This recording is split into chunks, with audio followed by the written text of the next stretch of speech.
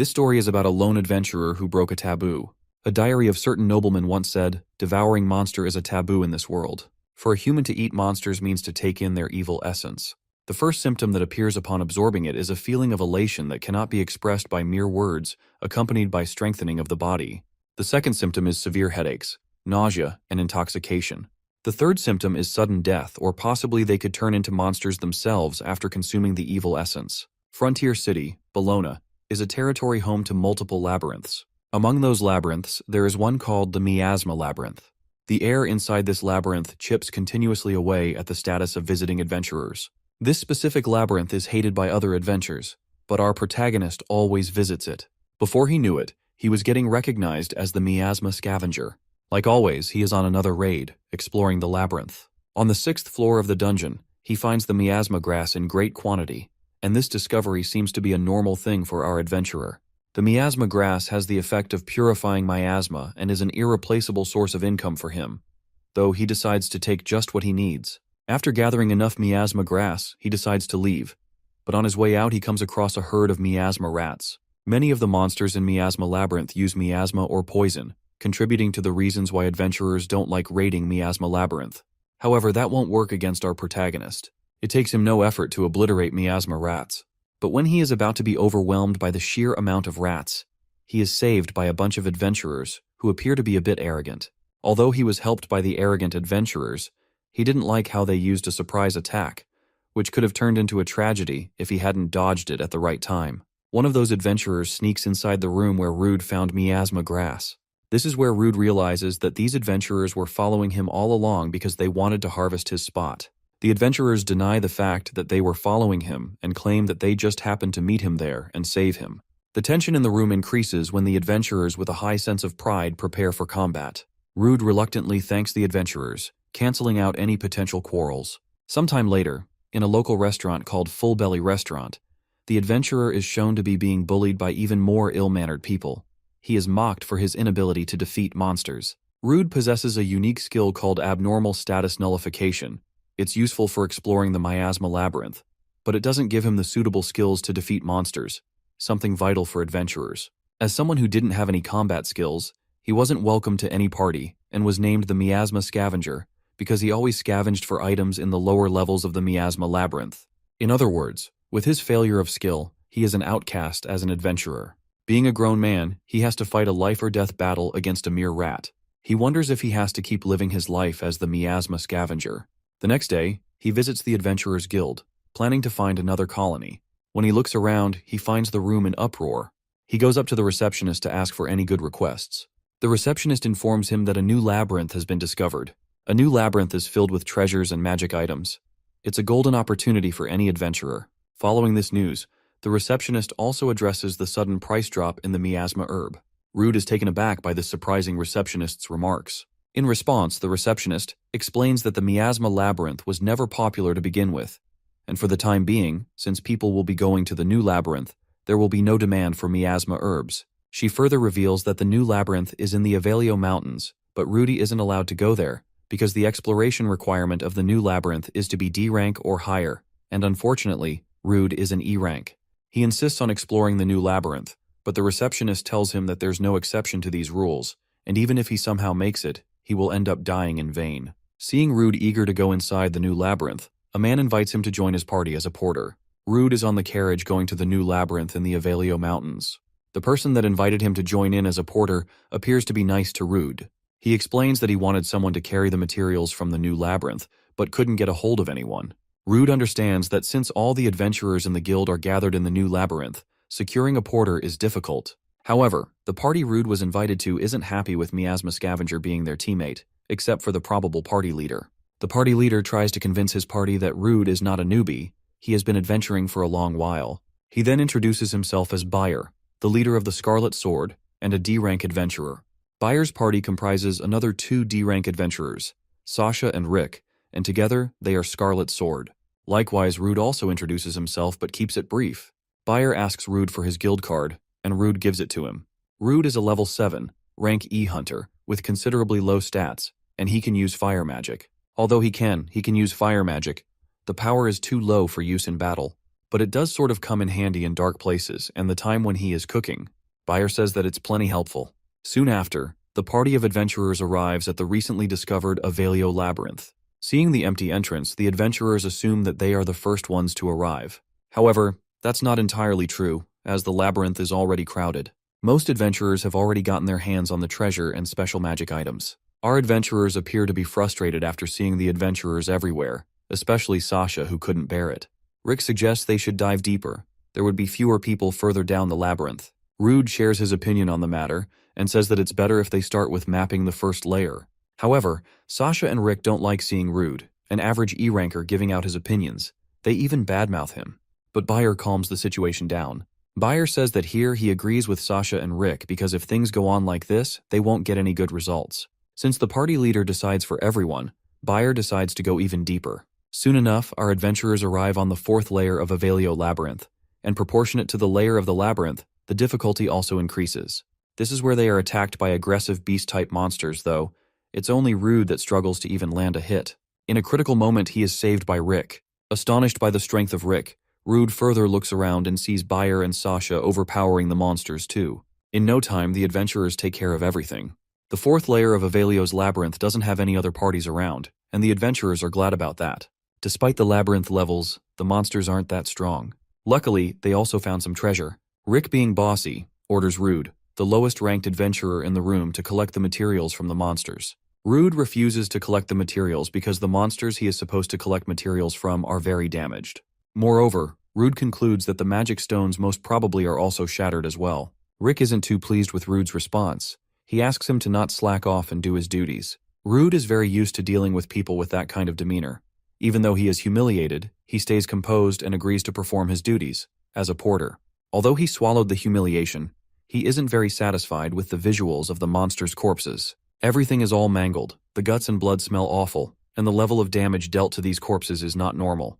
To find an easy solution, Rude attempts to burn the monster's corpse. Rick sees this and presumes that Rude must be cooking it. Since they have been exploring the fourth layer of the Avalio Labyrinth, Rick remarks that he is hungry, and even the monster meat is starting to look delicious to him. Sasha tells him to not say that, even if he is joking, because it's taboo among adventurers to eat monsters. There is no knowing what would happen if someone tried to consume the monster. The mana is absorbed into the bodies. Rick replies that he was just joking. He intends to eat tons of delicious food with the money he has earned. Out of the blue, the ground starts shaking, and fear strikes everyone standing there. When the shaking slows down, a B-rank monster, a minotaur, makes a dramatic entrance. After beating numberless monsters, the adventurers wonder why a B-rank monster is on the fourth layer of the Avalio Labyrinth. Scarlet Sword is convinced that they can't beat a B-rank monster by themselves. In a moment of panic, Bayer asks Rude for his backpack and tells him to keep an eye on the movement of the Minotaur. Minotaur isn't a regular monster that can be easily defeated. Even though he is anxious, Rude waits for Bayer's call. Standing beside Rude, Bayer takes out his sword and abruptly lands a grave wound on him. He does it while having a big grin on his. As he commits this atrocity, he says that it's his great plan. Following the fall of Rude, Bayer calls his party mates for a quick escape. To make matters worse, Rick uses his unique skill, the Warrior's Engagement, which makes the target the focus of the monster's attack. To make it even worse, Sasha uses her skill Haste, which doubles the target's speed. Rude realizes that he has been done dirty. Scarlet Sword adventurers were planning to abandon him from the start, and even Bayer himself tells him that there is nothing special about Miasma Scavenger, so why else would they bring him otherwise? The three adventurers waste no time to make a run for it. Rude has been betrayed once again. He doesn't even have the energy to fight for his survival. In the meantime, the rest of his life flashed before his eyes. Miraculously, he manages to dodge its attack but soon realizes that the miracle won't reoccur. This is the end for him. The monster quickly closes the distance and smashes Rude through the platform. Practically unconscious, Rude wonders if he is alive. He gives a sidelong glance to the ground beneath him and realizes that the Minotaur got caught underneath him. But it's only a matter of time for him too. Even if no other monsters come, he will probably die from blood loss or starvation before his body heals. Since he is starving, he begins to hallucinate and is even tempted to eat the monster. A flashback shows Rude being advised by a man to not give up, no matter how hard or painful the life gets. Recalling those words fueled his desire to live. He mindlessly starts biting the monster's flesh. If a human who has depleted their magic were to eat mana-rich monster meat, the monster's mana particles would invade their body. Monsterized state. It's a terrifying fate, worse than even dying due to ingesting poison. That's why it's a taboo. To regain the blood he has lost and sate his hunger, Rude makes a gamble, bringing about an unexpected transformation. He waited for the miracles, but the miracles never arrived. Even though he is not completely right in mind, he can stand tall on his feet. His eyes are burning with the desire to live and are fueled by hatred and vengeance. When a swarm of monsters spots him, they begin to surround him. Rude, who has now become a savage, uses an alien skill called Roar, which originally belonged to the Minotaur. When the skill Roar isn't enough, Rude uses the skill Physical Boost, which temporarily enhances the target's physical strength. After obtaining the Minotaur-like strength, Rude continues to fight the Bat-type monsters. And even though this is not surprising anymore, he devours the monsters like there's no tomorrow. Rude obtaining skills, Roar and Physical Boost, wasn't just a fluke, as he also receives the bat's special skill Echolocations, which detects surrounding creatures and is effective even in darkness. Soon after, he sees more monsters coming in swarm. At this point, both Rude and the monsters are rushing toward each other. Only one side will be subject to the title, the ultimate apex predator. Rude has become a ruthless monster slayer. He isn't afraid of the monsters anymore. The only thing that has passed on from his old self to his new self is the will to live. He can sense the monster's magic without even having to take a look at them. Moreover, the battle axe he is using perfectly fits in his hand. His transition from shivering in fear to swinging his axe with a smile is a testament to his growth both as an adventurer and also as a monster. Every time he devours a monster, he feels power surging through his blood. After some time, he manages to make it out of the new labyrinth. Elsewhere, Scarlet Sword is submitting their mission report to the Bologna Branch Guild Master Lankars. He tells Scarlet Sword that he has rounded up every adventurer who was in the labyrinth except for Rude, who was with them. Bayer, being a snake, lies and comes up with a fake story to cover for himself and the party. He explains that the moment they encountered the Minotaur on the 4th floor, Rude was killed before they even had the chance to protect him. Lankars remarks, understanding the situation, and is going to prohibit entry into that labyrinth for quite some time. The receptionist seems to be saddened by the loss of Rude. However, her expression quickly changes when she sees him entering through the entrance of the guild. Everyone is stunned to see him alive, especially the people who betrayed him. Bayer wears his innocent, caring brother role in front of everyone and is the first one to ask Rude if he is okay. After everything, he whispers in Rude's ear to not say something unnecessary, if he wants to live. The other party members also come to play their part in the act and ask Rude if he is okay. Bayer says that they should celebrate Rude's survival, but not in a place like this. Intending to take him outside where they will be doing their shenanigans, they try to force him out, but surprisingly can't move him with brute force. In front of the Bologna Guild adventurers and guildmaster, Rude unveils that he was used as a pawn by Scarlet Sword. Lankars asks Rude what he means by being used as a pawn. He demands an explanation. Rude explains that Bayer stole his supplies and attacked him from behind. Rick used a skill to lure the Minotaur toward him, and then Sasha cast haste on them all so those three could run away. Bayer denies everything in front of Lankars. He says that he didn't do any of that. To settle this matter, Lankars has a way to clarify the truth of the matter and summons the Truth Officer. Seeing the Truth Officer, who rarely leaves the capital at the Bologna Branch Guild, Scarlet Sword starts to panic. Lankars explains that because there has been an unusually high number of deaths among porters temporarily joining the Scarlet Sword, he called in an old favor to bring Truth Officer. He asks the Truth Officer to reveal who is out of Bayer's party, and Rude is speaking the truth. The Truth Officer removes the cloth that was covering her mouth and remarks that the members of Scarlet Sword are lying. Rude's claim is the truth. Instead of accepting the Truth Officer's remarks, Bayer resists and says that the Truth Officer's word couldn't be believed. Lankarsi explains that skills like Truth Skill are impossible to acquire later in life. Its effectiveness rivals that of a unique skill. No lie can pass before the Truth Skill. And what could be more trustworthy than the words of someone who had pledged to dedicate that power to a country? Abandoning your comrades is an adventurer's taboo. Lankars appears to be aware of the fact that Scarlet Sword has intentionally injured their comrades and used them as disposable pawns previously. If they were to be thoroughly investigated, all three adventurers would certainly have their adventurer qualifications revoked, and they all would be reduced to slavery.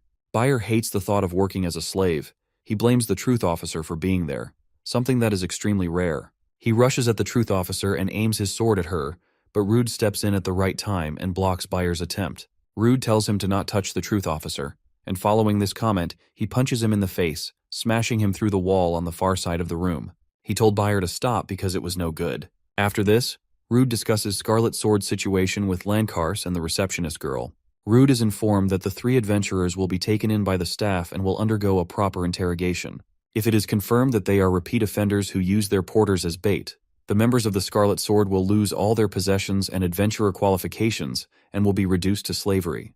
But Bayer went as far as to cross the truth officers. He probably won't appear before Rude ever again. They lost the rights of the profits gained in the new labyrinth. Lankarsh says that in this case, Rude should be the one to receive it rightfully, and then surprises him with a leather pouch that has 20,000 Regan inside it. Initially perplexed, he begins to show excitement when he thinks about how he could cover his living expenses with this money. Under normal circumstances, it would take him a while to accumulate such an amount by diligently gathering miasma grass. He notices the people around him aren't insulting him, and that may be because they saw him earlier, entangled in Bayer's situation. Still, he knows that the people who normally insult him won't be kind to him either. He thinks that if he continues to stand out, there may be those who might find his sudden rise in status suspicious, so he decides to proceed with harvesting the miasma labyrinth like before. Now that he has got some money, he thinks of getting the gear and eating whatever he wants. As soon as he gets out of the guild, he heads to a tool shop where he spots a magic bag on the display for sale. He appears to be touched by the bag, and after purchasing it, he chooses to eat something next. The next day, Rude continues to scavenge in the miasma labyrinth. The monster that he was struggling against the other day can now be defeated without much of a hassle. He uses appraisal, a skill to view his target's status. The miasma rat is a level 9 monster that has a relatively high HP and agility.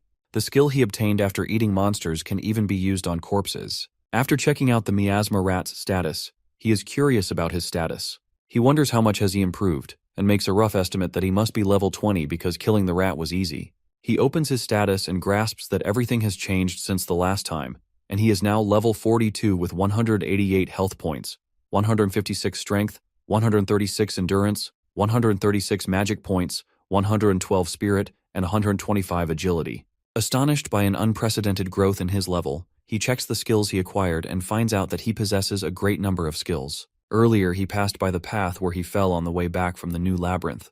The wall that should have been broken was sealed. The new labyrinth will remain closed for a while, so he planned to explore the miasma labyrinth. Rude wants to test his new power out. He wants to see how effective it is on the deeper floors. He also wishes to study the effectiveness of the bag he bought earlier from a local tool shop. For that, he needs to choose the right monster for his first try. Rude continues to dive into the deeper floor, from slaying miasma rats and toad-type monsters on the 6th floor to effortlessly cutting spiders on the 13th floor. However, he still isn't clicking with the monster spawning on those floors and wants something challenging to test out his new skills on. He gradually makes it to the 24th floor, where he sees a single lizard soldier, a level 25 monster that normally coordinates with their companions and fights as a group. He thinks that if it's a lizard soldier, it might be worth a try to test out the thing he bought earlier. Rude sneaks up behind the monster but barely manages to leave a wound on its arm. Instead of retaliating, the lizard soldier attempts to escape. Soon, the narrow alleyway the monster was running towards led to a dead end, but somehow Rude is the one who gets the feeling as if he is going to be the one who's going to be hunted. He soon realizes that he has fallen into the monster's trap. Rude has been set up, and even though he may have an advantage with the level, he is in a bad situation. He is getting overwhelmed by the number. With no other more efficient plan, Rude decides to go all out and take the monsters one by one. He proves to be several times stronger than the lizard soldier, but his advances are made redundant by the remarkable teamwork of the monsters. Just when he is about to slay one of the soldiers, another soldier jumps in with a shield and covers his kind. The surprise is followed by a sneak attack from behind, but Rude once again dodges it. He wonders how many of the monsters are there. Rude isn't shocked by the fact that these monsters are good at working with each other. He is taken aback by their tremendous use of ambush tactics and the degree of coordinating their movements. Rude noticed that just before the monsters showed their amazing coordination, there was a high-pitched sound. It was from the General Lizard, operating from the back. He uses his appraisal skill to check out the monster's stat, and finds out that General Lizard is a level 32 threat who outstands with his one-handed swordsmanship and command ability. He perceives that the General Lizard is the boss. General Lizard once again commands his soldier to attack, using his high-pitched sound. In response, Rude activates his physical boost skill to counterattack. Instead of fighting the soldiers, Rude leaps into the air and attacks the general with his sword. However, despite being lower in level, General Lizard is unscathed. The monster immediately retaliates by aiming his sword at Rude. Rude is in a position where he can't dodge it. Then all of a sudden he activates his skill Steel Body, which he acquired from the spiders. Rude is sure that he felt the impact from his previous attack, but for some reason, there are no scratches on the body of the General Lizard. What's surprising is that the general doesn't possess a skill that enhances his durability. He guesses that it may be borrowed from someone else, though there aren't any particular skills that stand out. Rude pays close attention to the soldier standing behind the general and sees the open wound on its upper body. The place of that wound reveals that Soldier Lizard was taking the damage instead. The feat to do this requires the substitute skill, and that lizard happens to have it. Rude sets its eyes on the substitute lizard and kills him in an instant before it can even react. Seeing his ghouls die, General jumps at Rude, though he seems to be already prepared for such scenarios. Rude activates thread manipulation, a spider native skill, and uses the silk thread to climb up. When the lizards gather around, hoping to catch Rude, he manipulates and casts the thread like a net to catch everyone. Since the monsters are now unable to move, he calls it his victory. Rude wastes no time in beheading the general. Now it's time for Rude to eat the lizards. He also thinks of using the bag he purchased with the money he got from the guild. The space inside the bag is expanded by magic, and the weight is completely reduced when it's closed. He takes out the utensils and seasonings for proper cooking this time. When he was on the hidden floor, he was just desperate to survive. Trying out some properly cooked meat was what he always wanted to try. Now it's time he eats something good. He chops the meat into slices and cooks those pieces in a frying pan. Before trying out the meat, he imagines how delicious it may be now that it's cooked, and soon takes the first bite to realize how heavenly and delicious the properly tended meat is. He believes that he might get addicted to the monster meat because he never thought it would be good to that extent. While eating, Rude notices that he has got new skills. He once again regresses to the question, how can the monster meat be so good? He assumes that it could be related to the magical powers that monsters possess. The skills from the Minotaur Armor Spider and Evil Eye have been quite helpful.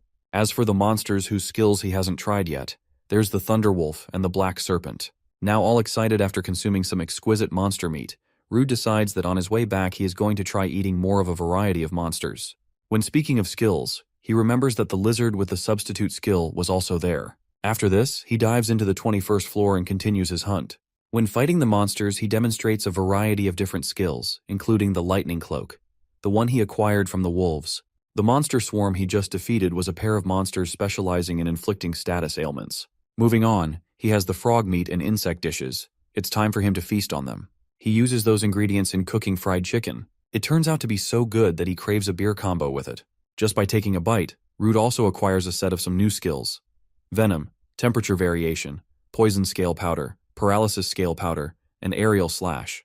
While feasting on the tender frog meat, he hears a crashing sound followed by a human voice. He wonders if any other adventurers have made it this far in the labyrinth besides him. He quickly packs everything in his magic bag and rushes to investigate the cause. It's rare to find other parties in combat. He fancies exchanging the information with them, that is, if he finds them. Elsewhere, on the same floor of the Miasma Labyrinth, a party of adventurers has severely wounded a woman. It appears that the adventurers had a hard time battling the woman. One of the adventurers implies that the woman used magic to defend herself, and her use was in excess. The adventurer leading the party removes the hood of the woman's robe, and the woman is revealed to be an elf. While thinking about how much an elf woman would sell for, the adventurers hear Rude's voice from behind. As he is making a cold entry, he remarks that he was hoping for some friends, but it doesn't seem like these people would be that easily gullible.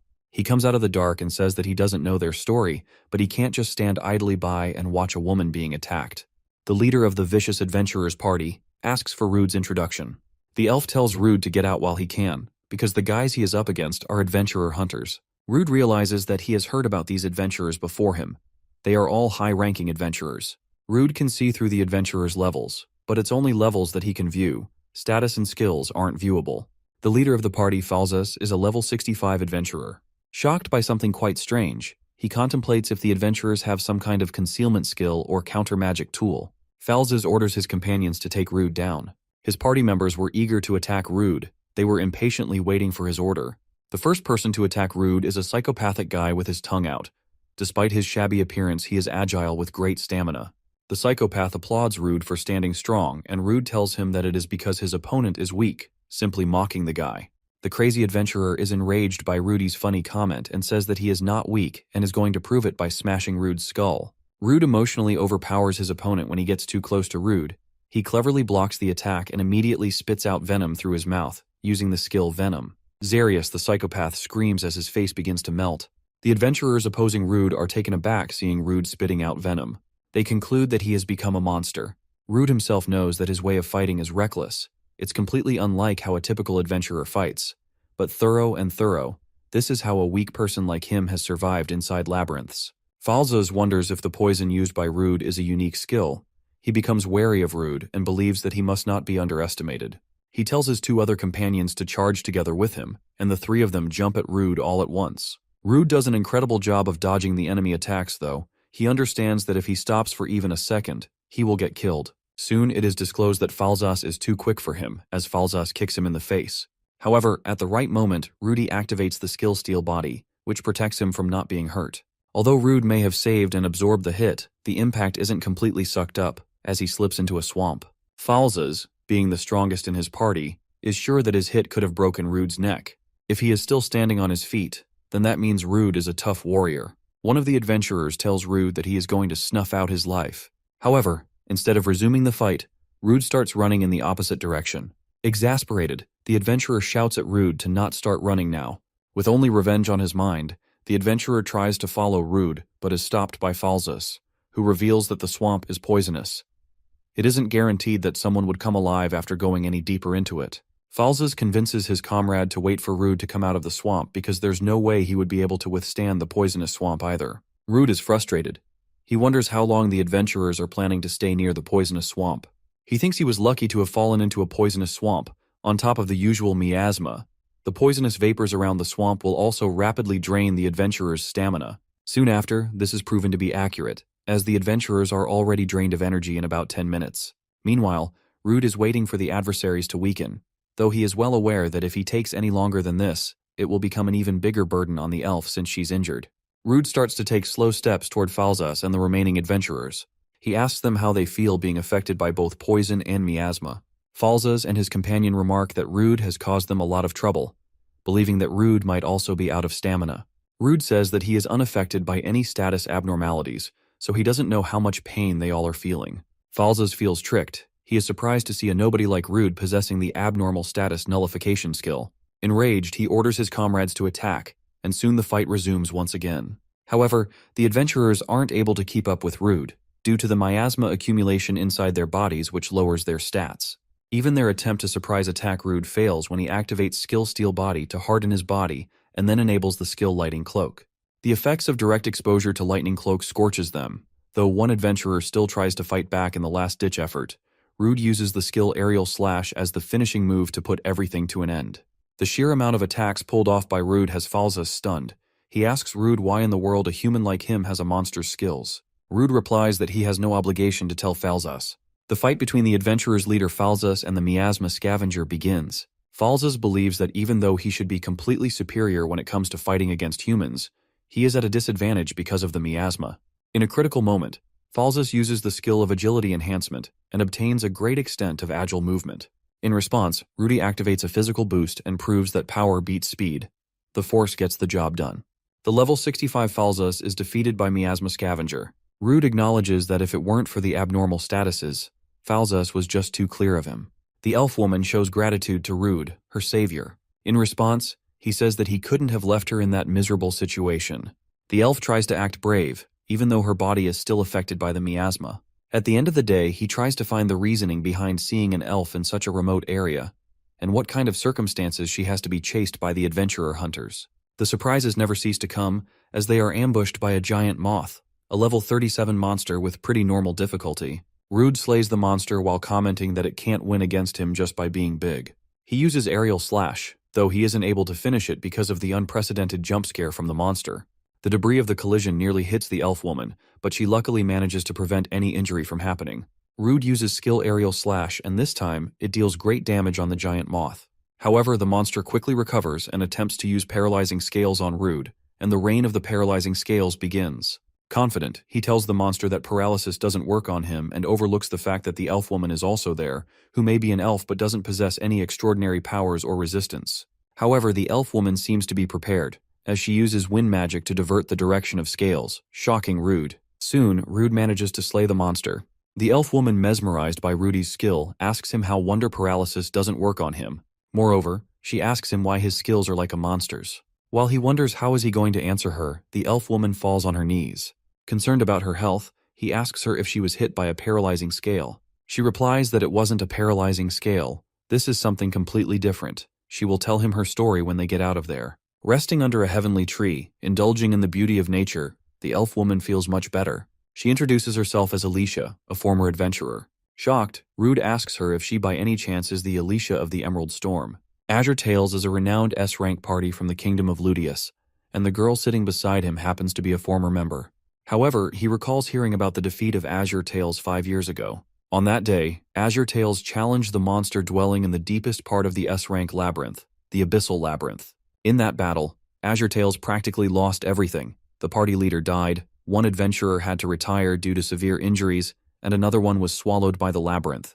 Alicia reveals that even she didn't come out unscathed. She attempts to show him a mark of some kind of curse to Rude, but he gets flustered and asks her what she is trying to do. Alicia shows him the curse engraved on her chest. She explains that it's the curse of leveling her strength down. She tried every possible method to break it, but all she could do was slow its progression. She says that she doesn't even know what she is cursed with. The adventurer party from earlier knew about her curse and wanted to benefit from it. As Alicia speaks about how she would die once her level reaches 0, she starts to get a slightly bit emotional. After hearing her heart-wrenching story, Rude suddenly realizes that he might be of some help. After this, he takes out a skill substitute card that allows him to select a target and says that he wants to try something. He asks Alicia if she can take on the skill that he is about to activate, and the elf agrees to cooperate. Soon the process of extracting Alicia's curse begins. Rude places his right hand on her shoulder and activates skill substitute. She notices that her curse is transferring to him, something she didn't expect.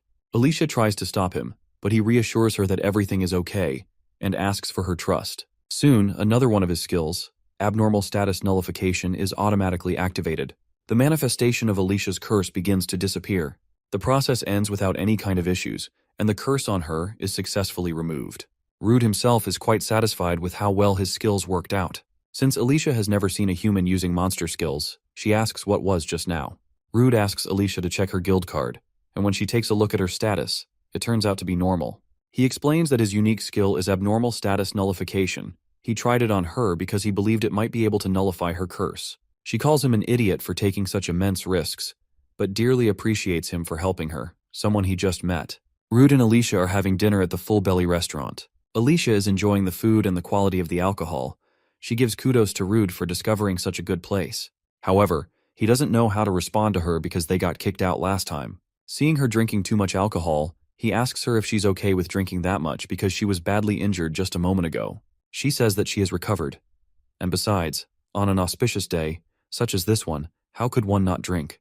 Not long after, Rude asks Alicia what she plans to do from now on. She reveals that she doesn't have a solid destination that she could go to, and wishes to know more about Rude. And why did he decide to become an adventurer? Long ago, the village he lived in was attacked by monsters. He lost his family, friends, and people he was acquainted with. But thanks to an S-rank adventurer who rushed over to the scene, he was able to survive. That's something he will never forget. He wanted to become an S-rank adventurer like his savior, hoping that he could save a lot of people. Alicia says that it's a nice goal to have because that's something she also dreamed of reaching. She intends to gain more than she had before she was cursed. Moreover, she is certain that her companions are still trapped in the deepest part of the Abyssal Labyrinth. Whatever the outcome may be, she wants to challenge that horrific monster once again. Alicia offers a deal of joining forces until they both gain enough strength to achieve their goals. She suggests they form a party together and reaches out to Rude to make this official. When Rude is about to decline her proposal, a group of thugs catch Alicia from her wrist and make fun of Rude for drinking with a beautiful girl. They are the same people who called him trash and bullied him in this same restaurant before he was deceived by Scarlet Sword. They approach Alicia offering her a drink, but Rudy tells them to let her go. This angers them, and one of the bullies grabs Rude from the collar. Before the conflict intensifies, she stops them both. She suggests, since they are in a pub, they should settle it by seeing who can drink the most. Even though she suggested that Rude and the bullies should settle it with a drinking contest, she takes part in it instead of Rude. When the night falls, their friendly contest ends with Alicia coming out as the triumphant one, though she is also high as hell. Rude compliments Alicia, telling her that she did great because she had already drunk quite a lot before the drinking contest. She speaks up that she hasn't fallen so low that she would sit still. She remarks that as her speech slurs. Not long after that, she passes out. Rude uses the skill substitute to transfer her drunkenness to himself, allowing her to be sober again. Engrossed by Rude's substantial number of unique skills, she says that they must form a party together, and once again begins drinking. After liquoring up, Alicia stares at the special dish of the Full Belly restaurant, a salt-grilled Barnama, though she seems to be already aware that she can't try it. The manager explains that a monster has taken up residence in the Barnama's fishing grounds. He has notified the guild, but it appears that none of the top adventurers are currently available. The manager asks them if they would like to take on the request. Soon after, our adventurers travel to the Barnabas fishing grounds, a place that is in complete harmony with nature. Both Rude and Alicia are excited to be in such a visually striking place. Their luck meets no end, as they are immediately attacked by the monsters they come to hunt. However, what they called the luck soon turned into a nightmare. They are surrounded by an unfathomable number of monsters. The monsters they are facing are known as Gurnib. It is a level 23 with stats proportional to its level. The monsters attack by spitting out water with great applied pressure. The monsters are not just a few. The number of water bullets he is fighting against is too many. He can't avoid all those attacks if he is using the boat as a foothold.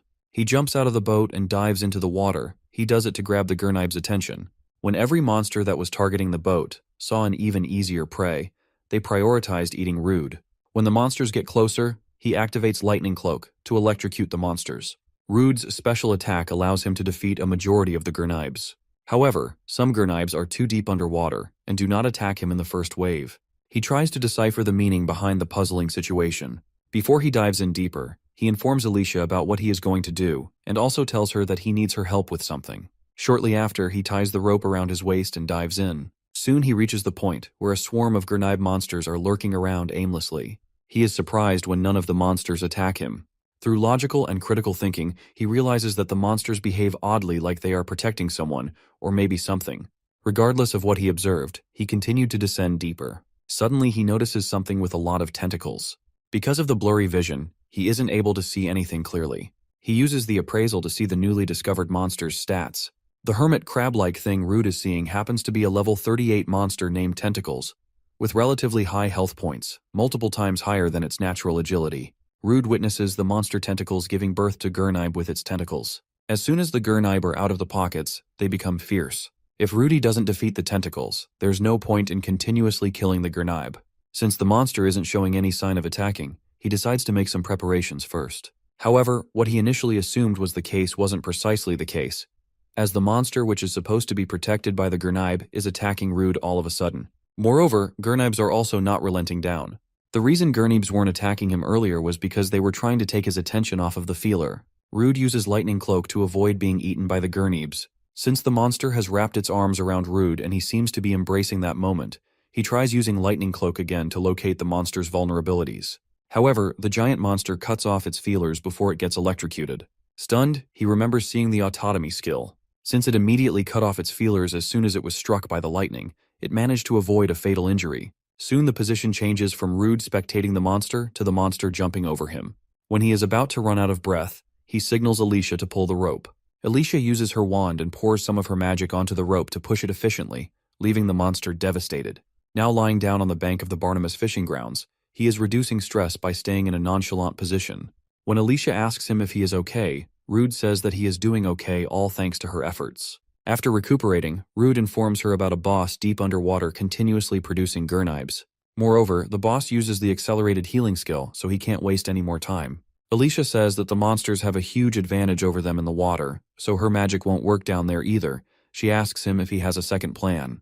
He speaks about a way, but quickly stops and reflects on the time he spent in the Miasma Labyrinth, eating monsters for the first time. Since Alicia told him about her curse and even formed a party with him, he thinks that he is also obligated to share his secrets with her, and that must be done before she replies. He asks Alicia to not tell anyone about what he is about to show her.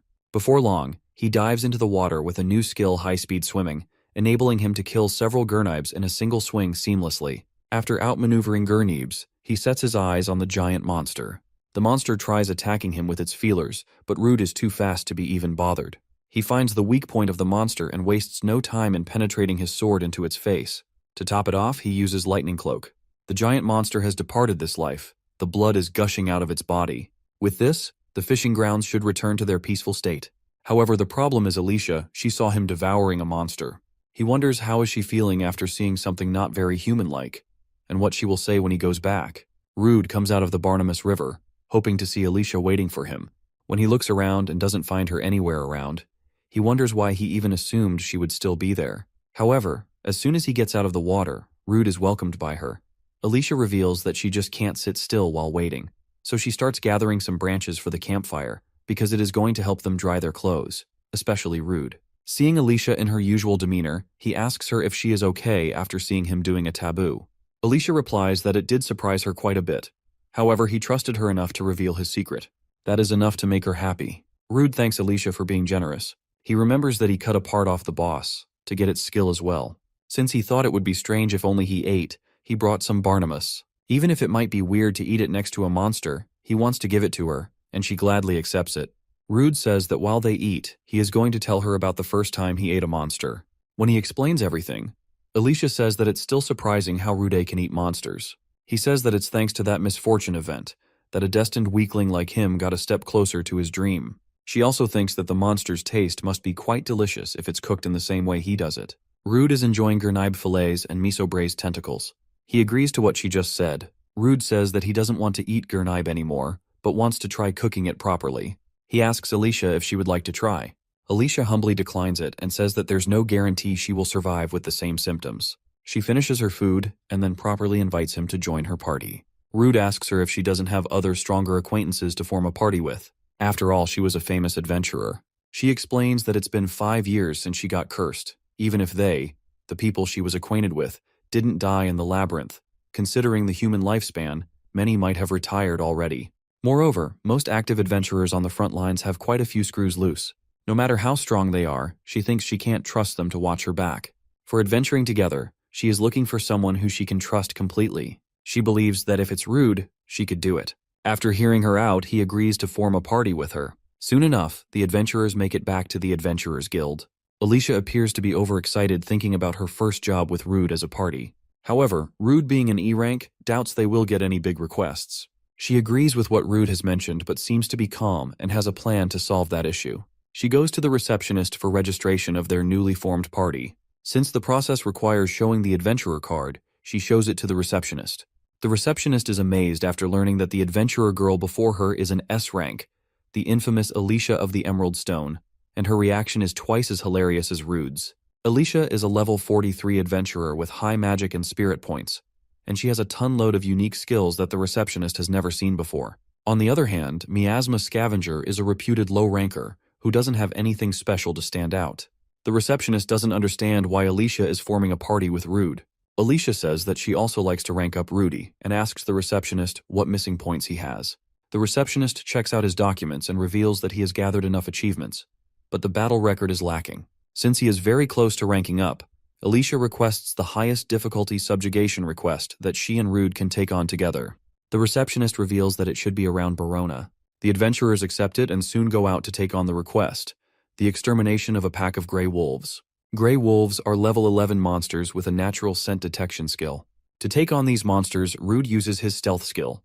When his position is exposed, the alpha calls in reinforcement. Since he is dealing with a pack of wolves himself, he leaves the reinforcements to Alicia. Alicia deploys her spirit magic and summons Sylph named Sylphide, a type of elemental that is known for their agility and affinity with wind. Alicia commands her to use Great Wind and slice through the enemies. Sylph gets to work and soon kills every wolf in the range that was called in as reinforcement. Rude spectated the synergy between Alicia and her elemental Sylph. He noticed how tremendous it was, and there's no way one would be able to dodge that.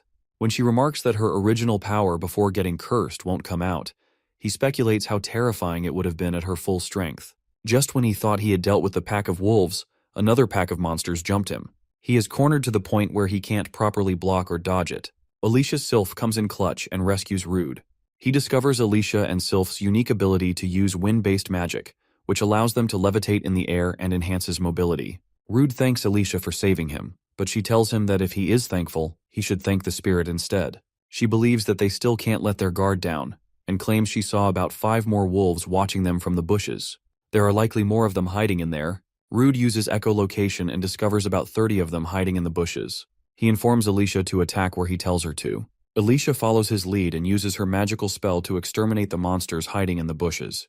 Rude is aware that the skill of echolocation loses precision in open spaces, and even Alicia can't target too many spots at once accurately. But if they attack from the sides, they can herd the gray wolves into one place.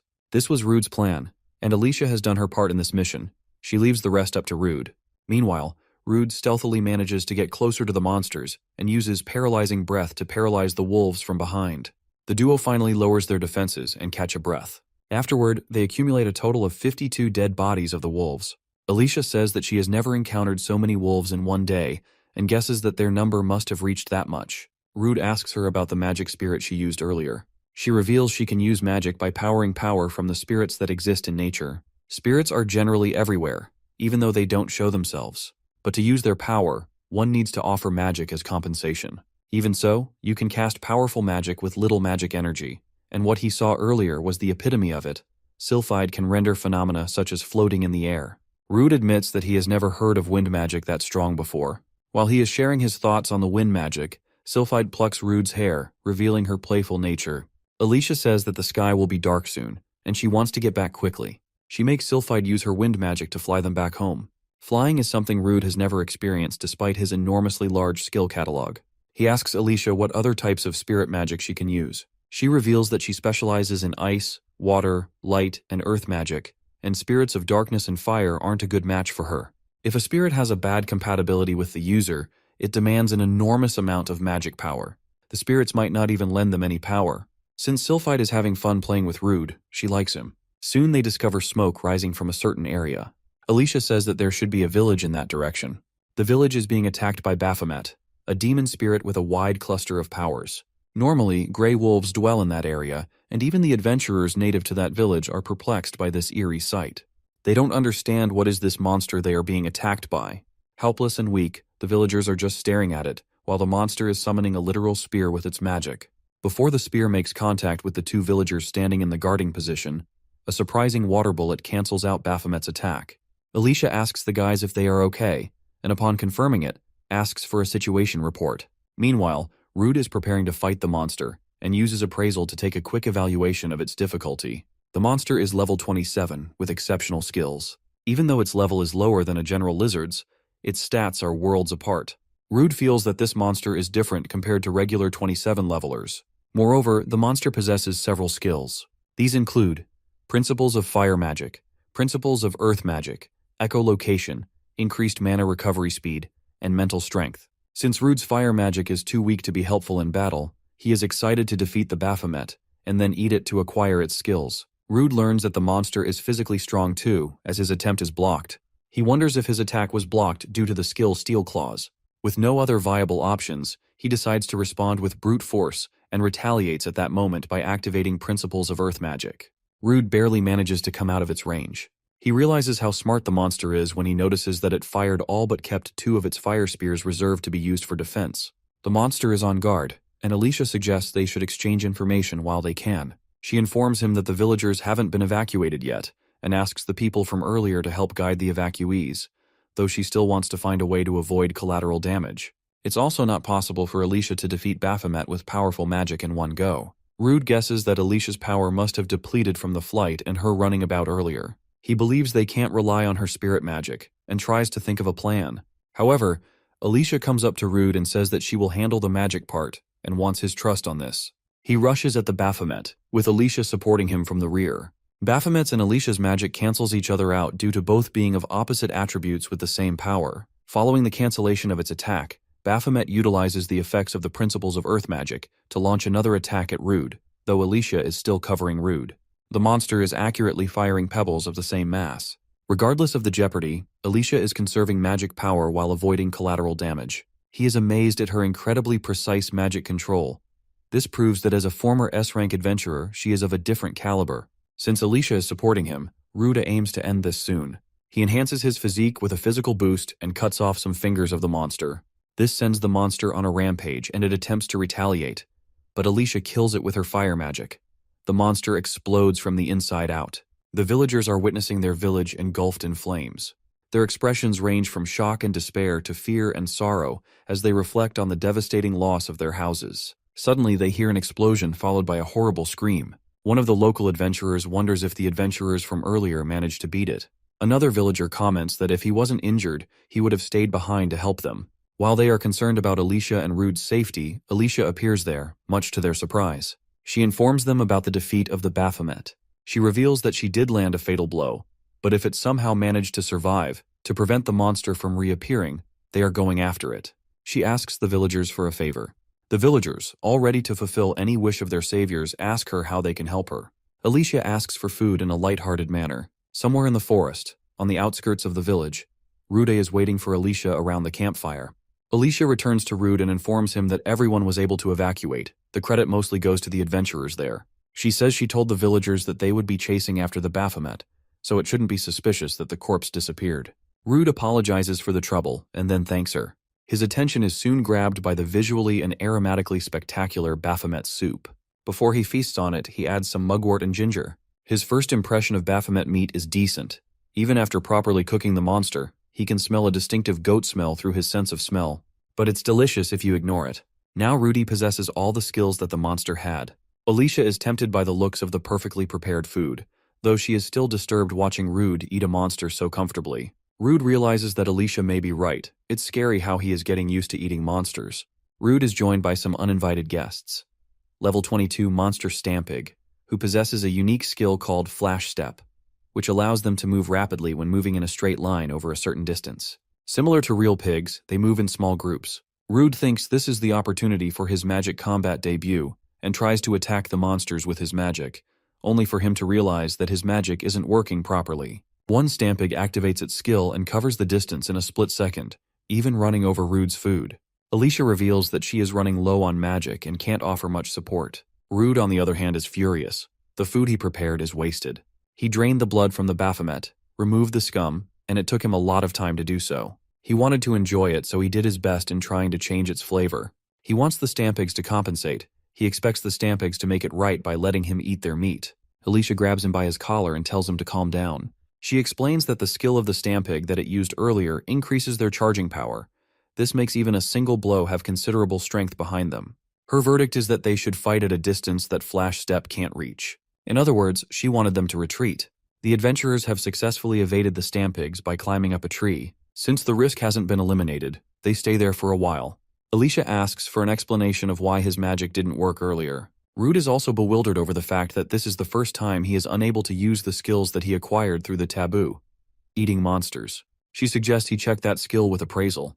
The description of both principles of magic, fire and earth, says that those who possess these skills will instinctively understand how to use them. Alicia concludes that even if he can't use those skills, then that could only mean that his brain can't comprehend magic, though she reconsiders her statement because Rude is quite okay-ish at using fire magic. She tries to correct her theory, saying that it isn't a valid explanation. Alicia thinks it through and manages to find a possible reason. She tells him that maybe he isn't able to use monster's skills because he doesn't know mana manipulation. She also says that she doesn't know much about mana, and it's best if he tries it himself. Rude says that he would give it a try and starts the process of manipulating it. He tries to reassure himself that it's just like back then when he ate the Minotaur. His goal is to bring out the burst of power, and in no time, he succeeds in doing that. As long as he can sense the mana, he can use it like it's a part of his own body. He uses the fire magic and points it in the direction where Stampigs are. This creates an explosion and likely kills all the Stampigs. Rude got his revenge on Stampigs. They ruined his meal, but they now have become the food themselves. He apologizes to Alicia for making her wait for so long. She tells him that there's no need to apologize because she knows how necessary it is. Alicia shares her opinion on his magic skills. She explains that for him to use his magic skills, he needs to use mana, not magic power, and she noticed that his mana was depleted during his previous attack. She speculates he can use it continuously. Rude admits feeling the mana surging through his body. He instantly understood how to use his skills. He thinks that if mana can replace magic power, then maybe he can do something similar and strengthen his weapons or body with mana instead. Among adventurers, many choose to hone their magic power, and many among them also use it in close combat. By circulating magic power around the body, your physical abilities are improved, and if you use it on a weapon, its power will increase. It's also possible to emit slashes.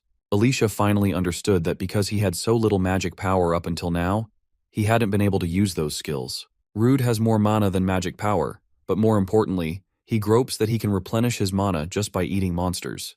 While they are talking about mana and magic, he acquires Stampig's Flash Step skill by taking a bite. Alicia perceives that Rude can absorb mana by eating monsters, and he can even store it inside his body. However, what matters most to her is how appetizing those pork cutlets look. Seeing her staring at his food, he asks her if she feels like eating now. Suddenly, a loud noise catches the adventurers by surprise. When the smoke clears, they find a giant Stampig, the boss. Similar to the regular Stampigs, the giant Stampig uses Flash Step to crash into Alicia, though Rude saves her with his quick reflexes. The moment Alicia sensed that something was in the distance, The boss was in front of her instantly. Even though they aren't in a labyrinth, she tries to guess why in the world a threat of that level is outside. Meanwhile, Rude is once again furious because his food was wasted unnecessarily. After shouting like a madman, he remarks that the monster before them seems like it would make for a pretty good roast. However, it's already engulfed by the fire, and surprisingly its mass doesn't burn, revealing its fire-resistant skill. King Stampig is a level 38 monster with only 2 skills: Flash Step and Fire Resistance. But what makes it a threat is its endurance and strength. Rude uses principles of earth magic and imitates a punch to inflict some damage on the monster, but the imitation of the punch crumbles when the monster hits Rude with a traditional bull attack, not even allowing him to activate Steel Body. The next closest target to King Stampig is Alicia, but she uses Sylphide to avoid getting hit by its deadly headbutt. King Stampig isn't using a skill, it's just the sheer toughness of its thick fur and muscles. Whether it's Earth's magic or Spirit's wind magic, neither of them has enough power to penetrate its skin. The monster once again begins charging at Alicia, but at the right moment, Rude uses his skill Roar to grab the monster's attention. He tells the monster to not turn its eyes away, because it's not over yet. At his current, he can't use Flash Step or Steel Body, and if this fight were to become a battle of attrition, then there's a possibility that King Stampig will switch targets to Alicia. But he doesn't have a skill that can take the monster down in one blow, though the monster only knows how to charge straight. This is a sign that Rude can utilize a never-used-before skill that can allow him to triumph. The first thing he does is draw out the mana from within the body, then imagine pouring it into his sword. As the monster gets into the attacking range, Rude opens his eyes and swings his sword with all his might, cutting the monster in 2 halves. Alicia is shocked after witnessing Rude using mana to strengthen his weapon without any practice. He says that he tried it because it felt possible. Moreover, his mana has been leaking out. At the very moment, his sharp blade breaks into pieces. Alicia thinks Rudy's sword couldn't withstand the amount of mana poured into it. She explains a weapon is practically an extension of an adventurer's body. Both adventurers decide to end their adventure for the day, and Rude takes all the meat. On the 7th layer of the Miasma Labyrinth, the 3 adventurers who stole Rude's usual harvesting spot are fighting the great Miasma Rat. When the fight against the monster ends in their favor, their arrogance reaches another level. While laughing over the great Miasma Rat's dead body, one of those adventurers hears a low-toned sound. He decides to check the path where he hears the scream, and the rest of the guys follow him. They find a staircase leading to an underground room. Another adventurer comments that he is not feeling good about this, but regardless of his views, they continue to push forward, thinking it's a hidden path. They find a treasure chest in the room connected with a staircase. Even the chest is placed as if it's a trap. The adventurers think of opening it and looting the treasure inside it. They find a strong sword inside the chest. One of those adventurers highlights sensing strong magic coming from the sword. Rigard, the cautious adventurer who was hesitant to go there, says that this magic power they are sensing may be some sort of curse. The short, heightened adventurer, the most arrogant of them all, tells Rigard to stop being a killjoy. He explains why this treasure chest is important to them. They have been struggling because there weren't any ways to make easy money. Moreover, they haven't seen Miasma Scavenger around lately. He convinces them that this is a blessing from heaven for all the hard work they have done, because they have been doing dives late at night in hopes of finding something to make a living. Since Miasma Scavenger was mentioned earlier, Rigard tells his companions that Rude has been hanging out with an extremely beautiful elf woman. The other 2 laugh at Rude, thinking that he must have forgotten his social standing. When they are about to leave, Rigard appears to be starting at the treasure chest. At the frontier city Bologna, Rudy and Alicia are looking to purchase a weapon for Rude. They visit a smithy called Miner's Hammer, which is run by Dome, a weapon forging specialist. Dome is stunned looking at the sword that he forged himself to be in that condition. He believes that brute strength alone shouldn't have broken it into such a state. He asks Rude what he imbued into the sword. Alicia whispers into his ear, questioning if it's okay to reveal the information. Rude replies that he is going to explain everything, because he has known Dome for a long time, and Dome is the type that does not spill others' secrets. With that, he spills everything from eating monsters, to gaining powers, to imbuing mana into the sword. Alicia asks Dome why isn't he surprised. He says that as long as food tastes good to Rude, it doesn't matter what he eats. Dome agrees to make him a sword that can withstand blows imbued with mana, but it is going to take a while since he has to research how to craft something complex. Rude asks if Dome needs anything to continue.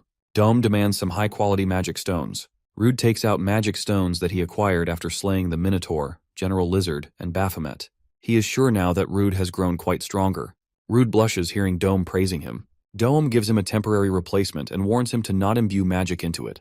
If it breaks, he is going to make Rude compensate for it dearly next time. After this, Rude and Alicia eat at Full Belly Restaurant. Alicia says that they should refrain from using magic attacks for a while. She feels glad to have met Rude's friend for the first time, even though it was intense. When he jokes about how he feels sorry for being a longer, the three adventurers show up asking to join them. Alicia asks them if they have a problem, and if that's the case, she challenges them to a drinking contest. Rondo, the adventurer who was equipped with the blade they found in the miasma labyrinth, abruptly falls on a table. Perplexed, the arrogant adventurer asks Rondo if he is drunk or what. He notices the sword emitting a dark red aura. The arrogant adventurer thinks that Rondo must have sold it, and is surprised to see it in his hands. Rondo awakens and attacks the arrogant adventurer, exacerbating a deep injury. Possessed by the sword's curse, the Rondo switches target to Alicia. Rude jumps in and dodges its attack on his borrowed sword. Rude wonders what is up with Rondo. The diners are furious seeing Rondo causing a commotion when they are eating, and most of them try to halt the fight by grabbing Rondo by his arms. Alicia attempts to use magic to stop possessed Rondo, though it might destroy the wall behind him, therefore she apologizes to the manager beforehand. Despite Alicia's fierce offense, Rondo gets back on his feet. Rude asks Alicia if she held back. She replies that an adventurer shouldn't be able to stand after being struck by something of that level. When Rondo begins sprinting toward our adventurers, Rude also charges at him to prevent him from causing any more damage. Alicia asks the manager, who is also the chef, to heal the injured, that is, if he can use healing magic. Rude sees madness when he checks Rondo's status through his appraisal, which is normally marked as normal. The Rondo Rude is currently fighting is different compared to the one he knows. His stats are way higher. Alicia cooks up a magic charge and asks Rude to move aside. She reveals she is going all out this time. However, this time, the sword absorbs her attack. Alicia realizes that the sword Rondo is equipped with is cursed. Much to their astonishment, Rondo also appears to be leveling up by absorbing magic. The bond of sword symbiosis begins to take hold of his arm. Rondo then jumps at him, and although he manages to block it, the weight Rondo puts behind his swing is several times greater than his previous ones. When Rude finds his legs exposed, he grazes his leg, but Rude notices that the red and black tentacles-like things are closing up his wounds. Alicia can't support him with magic either, as it might get absorbed by the sword again. If she wants to help Rude, she thinks she has to look for an opening and deliver a decisive blow. When Alicia and Rudy are planning to kill Rondo, Rigard comes out of the restaurant's destroyed wall and requests they don't kill his friend. He admits doing terrible things to Rude, but for him who couldn't succeed and could only look down on those below him, Magnus and Rondo were his only solace. He wholeheartedly requests they should spare his life. Rude says that he would try his best. Rude informs Alicia that he is going to use the substitute and demands she let him fight for a minute. He remembers it took him about 10 seconds to activate the substitute skill on Alicia. The problem in this fight is how is he going to keep Rondo under control while getting rid of the curse. Rude is once again attacked by Rondo, but he barely manages to block it. When it comes to retaliation, he just holds the magic sword back so the sword won't absorb the magic. He uses principles of the earth magic to confine Rondo's movement. He believes he can get rid of Rondo's curse the same way he did with Alicia, that is, if the cause of his state is a curse. In the critical moment, Rudy uses substitute skills. The substitute ability makes Rondo regain control over his consciousness. He requests Rude to save him. Rude's efforts to remove the curse from taking possession of Rondo's body fail. When the substitute skill cancels out, he is thrown back. Rude realizes that it wasn't Rondo who rejected his skill. It was most likely that sword's will. He guesses he could have a chance at winning if he was to weaken the curse a bit more. Rude uses principles of fire magic to weaken the curse, only to realize that Rondo broke through the restraints, though he managed to remove the curse from his left arm. With that being the case, he decides to attack outside the range of his right arm. However, that isn't going to be easy, as the possessed Rondo is showcasing incredible movement. But more important than that is how he absorbed his magic. This somehow gets far worse than Rude had imagined. The two-headed curse, Graham, takes over Rondo. The body that belonged to Rondo now isn't his anymore. This guarantees that he couldn't be saved anymore. Rude uses the appraisal to evaluate the incarnation's level, but it doesn't show anything, other than his condition. Now, in its full potential, the monster continues the fight from where it left off previously. Just a few moments ago, Rude was stunned at how fast half-possessed Rondo was. But this new transformation of his is multiple times faster and more agile than his previous. Expectedly, Rude isn't able to suppress the curse's attacks. He notices that Rondo isn't making any unnecessary movements, just like a veteran. Out of the blue, the possessed Rondo jumps over Rude, but Alicia steps in at the right moment, and she throws a magical attack that she had already charged. Even though she normally operates from the rear, she doesn't miss the chance to strike the monster with a direct kick. This is then followed by another magic attack that sends him flying. Rude thanks her and says that he didn't know she could also fight at close range. Alicia remarks that a wizard who becomes useless as soon as the enemy gets close is nothing but a burden to others. Since he isn't an opponent they can take lightly, she demands Rude change his mindset, because Rondo's curse has already progressed too much. The only way to stop Rondo is by destroying his heart. Rude understands the mission and stands up to annihilate the curse. Meanwhile, Rigurd and Magnus are panicking after hearing Alicia talk about the plan to destroy Rondo's heart. Despite the fight being a handicap, it still is in the curse's favor. Even with two people, they can't create a decisive opening. He wonders if having two heads gives it a wider field of vision. He decides to try it out and asks Alicia to back off for a second. Rude uses magic to create smog around the place. Alicia approves of Rude's plan because the curse can't absorb it. Rude utilizes the best of this moment and leaves a shallow wound on the curse. Alicia then uses Earth Attribute Spirit Magic and summons Nomia. Although she impales the curse through magic, it only grazes the heart. The curse attempts to retaliate, but Rigurd and Magnus jump in to stop him. Rigurd shouts that he will stop him even if Rondo has to embrace death. He says that it has to be three of them. The party is made up of the three. In the last-ditch effort, Magnus finally impales Rondo's heart. It had to be Magnus, Rondo's close friend, who freed him from the misery of the curse. They are grieving over their friend's death, who couldn't have been saved. Rude picks up the cursed sword and wonders what to do with it. Even if he were to hide it, the next victim could appear the very next day, so that's out of the options. The sword has an eye placed a little over the handle. When the sword shows murderous intent, it screams kill. Rude tells it to shut it because such noises don't work on him. Suddenly, the Bologna Branch Guildmaster Lankars arrives at the scene to check the gravity of the situation. He finds Rondo's dead body on the ground and glances at the sword that is currently in Rude's hands. He demands being enlightened about everything that happened there and suggests they should go to the guild. After learning everything about the curse and why Rondo's death was their only option to end the curse, Lankars comments that he is sure that other adventurers would be convinced by Magnus's testimony. After this, he asks Rude if he feels anything equipping the cursed sword. Rude says that curses don't work on him due to his abnormal status nullification. So long as he holds on to this sword, there won't be another victim. Lankars approves of him having the sword, but in exchange, if he is ever possessed by the cursed sword, they will do whatever it takes to stop him. Rude also agrees to his terms. He tells Rude and Alicia how grateful he is that these two were able to contain this incident, and he also extends his condolences to Magnus and Rigurd. After this, Lankars says that he doesn't think anyone will have time to relax because the number of monsters outside the labyrinth has been increasing at an abnormal rate, and the adventurers standing behind him were also called up for this reason. These monsters have come from the recently found Abellio Labyrinth, and according to the reports from the survey team, there is a certain monster inside that labyrinth that is behind this unprecedented event.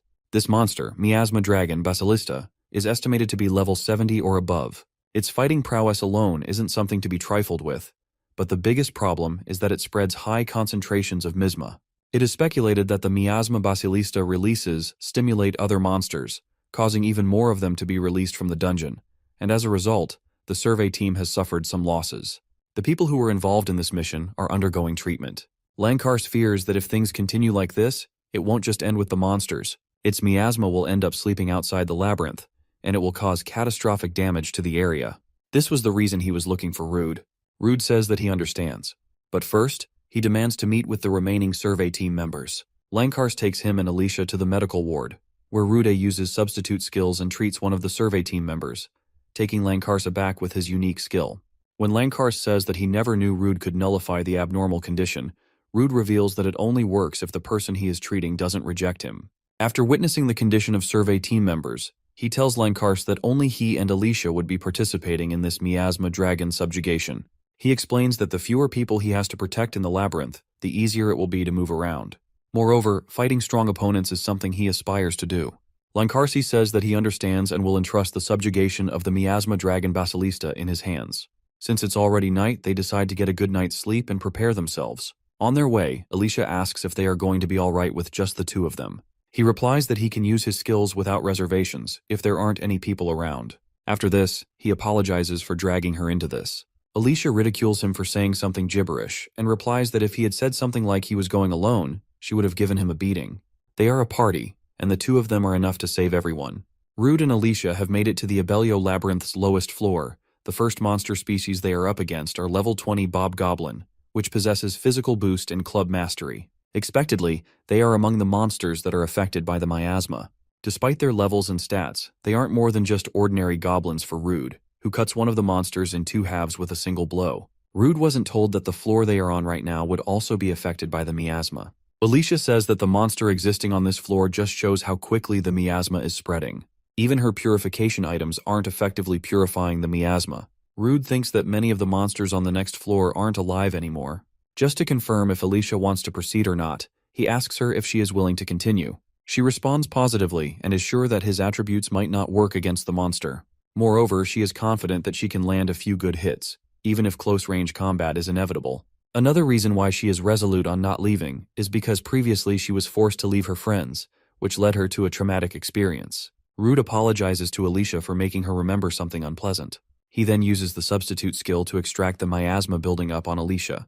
Rude reveals that he can remove the effects of the miasma whenever they make contact, but as soon as he lets her go, it will start to slowly build up again. Alicia suggests in that case, they should just hold hands and keep going like that. She reveals that she can't see her feet that well because of all the miasma, so on top of the substitute, he will be escorting her too. Their primary target is just 5 floors away, so they continue with their mission and proceed to the next floors. Soon after, the adventurers make it to the middle floors of the Abellio labyrinth. The deeper they go, the thicker the miasma gets. Rude uses echolocation and finds 2 monsters ahead. Alicia guesses that if they can survive in this dense miasma, then those monsters must be pretty formidable. Rude adds that these monsters seem like the type that he has never seen before. Rude shows the desire to fight these monsters, even though there is a detour. Alicia asks him why he wants to fight the monsters. Is it because he wants to eat them? He feels somewhat offended by her comment and says that it's a bit out of curiosity. He wants to test out the cursed sword, Graham, before they square off against the miasma dragon. The 2 monsters, Rolling Beetle, are level 33 and have a good number of skills. These include Steel Body, which Rude already acquired from killing a different species of spiders, Revolution, Poison Resistance, Miasma Resistance. No wonder these monsters weren't affected by the miasma. And lastly, the Paralysis Resistance. When Rude gets the chance to start the fight, he activates Principles of Earth Magic and destroys the platform the Rolling Beetles were crawling on, only to realize that this didn't work. The beetle curls up its body and starts rolling forward, targeting our adventurers. He asks Alicia to do something about it. She uses Nomia and commands her to stop the rolling beetle. Alicia succeeds in stopping it, but says that she can't halt it for very long and needs Rude to assist her. Rude gets back to being the tank of his party and draws out the cursed sword. He daunts the sword to not break on him and attempts to kill the monster in the blink of an eye. The cursed sword turns out to be so sharp that the stone cover that Nomia set up is also sliced into 2 halves. However, the monster isn't dead yet. Its scales were too shallow that not even a cursed blade was able to cut it. Rude believes that the cursed sword doesn't have enough power, so he asks Alicia to charge it with her magic. When the blade is charged with the magic of an S-rank adventurer, it unleashes its true power, annihilating the monster in mere seconds. Witnessing the death of one of its kind, the other beetle begins trembling in fear. Rude brings that monster's story to an end too with just a single hit. Rude praises Alicia for having pristine magic control.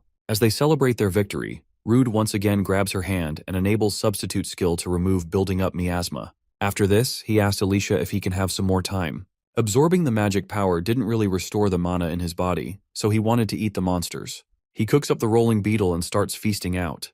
Alicia asks him how he felt using the cursed sword. He explains that once he absorbs enough magic power, his physical abilities greatly improve.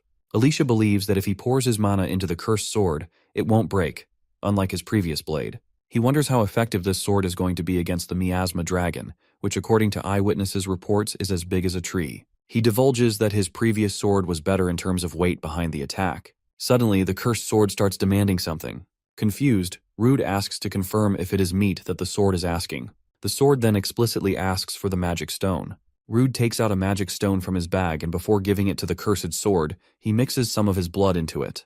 The sword gobbles up the magic stone and grows greatly in size, much to their surprise. Alicia inquires of him about how he knows the magic stone was what the sword was calling for. Rude tells her that the sword communicated with him directly into his head. He wonders if it got annoyed because he called it weak. Rude informs Alicia that he has pretty much figured out how to use the cursed sword. The adventurers seem to have made great progress. They are just a floor above where the miasma dragon was last spotted. Just when they mention the miasma dragon, they get to hear it roaring. But it's so unfathomably loud that even the ceiling above them is about to collapse. Rude suggests they should support the ceiling with earth magic, but Alicia does not approve of Rude's plan. She explains that if they try to protect themselves, the stairs will end up getting blocked, and they will lose their chances to fight the miasma dragon. Since it has come to this, she decides to break through all the extra floors and reach the floor they were headed for, the miasma dragon floor. After a rough adventure, our adventurers safely make it somewhere. They try to check the place around, but it's too dark. Rude uses his thermal search and discovers what is creating the mist. It is the miasma dragon, Basilista. They were told that the monster was level 70, but it was level 75 in reality. Basilista has every great attribute, but his agility is weak for a monster his level, though his vitality is over 500. The miasma dragon carries a wide range of incredible and rare skills. Rude also catches a glimpse of its fangs and claws, which are poisoned. But more importantly, the dragon has already noticed them, and this isn't a good sign. The mere glimpse of the monster sends them into a panic. Alicia asks Rude what kind of magic resistance this monster possesses. He reveals that fire, earth, lightning, and darkness won't be effective. She chooses to use other attributes. The miasma dragon once again roars, but our adventurers are ready this time. Rude wanted to keep his distance and watch from afar until he figured out the monster's attack pattern, but everything happened in just seconds. Moreover, he isn't sure how long can Alicia last in this thick miasma. He wants to end this as soon as possible. Like any mythical dragon, the miasma dragon shoots fire and nearly takes out Rude. However, Rude uses flash step and dodges the attack. The intensity of the attack melts the pillar and floor. Alicia, operating from the rear, calls out Sylphide, who uses wind magic and gets Rude closer to the miasma dragon. At almost the speed of sound, Rude manages to land a scratch on the dragon's skin, but is unable to fully penetrate it due to its thick skin. He is convinced that his sword and the magic he uses aren't compatible with it. Even Alicia's spirit magic isn't making any difference. The monster remains unscathed. While they are preparing their next move, the dragon throws the quills at Rude and Alicia by wagging its tail. Rude and Alicia both blocked that attack with steel body and spirit magic, respectively. They wonder how they are going to deal with the dragon. It has high defensive power and even has various long-range attacks. Alicia asks for Rudy to buy her some time, and she reveals she is about to use her special move. While she is preparing to unleash her special move, Rude uses principles of earth magic and attempts to deal as much damage as he can in close range. Not only is he taking offense, but is also simultaneously defending Alicia. Alicia has left herself completely defenseless and is relying on Rude. She has to make up for his share and pour all of his magic power into this one attack. She summons all of her elementals, Salam, Urdale, Nomia, and Wakian, and continues to work on that special attack. Meanwhile, Rude is going all out fighting her and then tracking back to protect her. Soon she informs Rude that she is done preparing. He needs to get out of the way. Alicia launches her special move, Spirit's Quintet, which brightens the entire room. When the smog disappears, the monster is still standing despite all the injuries it has received. She failed to take it down and remarks that if she was at her full strength, she could have finished it in one shot. Rude calls her Spirit's Quintet attack a nice shot, and he tells her that it's his turn now. Alicia used all of her magic power unleashing her previous attack, and now can't help Rude. Rude tells her to not worry about anything, and that she should use the remaining magic power to protect herself. He says that he will be dealing with the monster from here on. To exhibit how terrifying it can be, the monster roars and shakes up the entire dungeon. Rude also uses the roar skill he acquired from the Minotaur to show the dragon that he isn't just a puny human. Previously, he absorbed the dark magic protecting Alicia, and it had a whole lot of mana infused into it. At his current, Rude's power is overflowing. All confident and eager to fight, he charges at the monster and cuts through the scales that are on its arm. Despite having an unfathomably fast acceleration and agility, Rude realizes that his sword is becoming less and less effective. The mana absorbed by Graham is gradually disappearing. Just when Rude is slowing down, the monster exploits his miasma wave attack. Rude may be resistant to all sorts of miasma attacks, but he is still being moved by the impact of the wave. The monster wags its tail and throws the quills at Rude. After calculating the trajectory of the quills, he realizes that dodging these spikes is quite possible, but what's impossible is dodging the follow-up move from the dragon.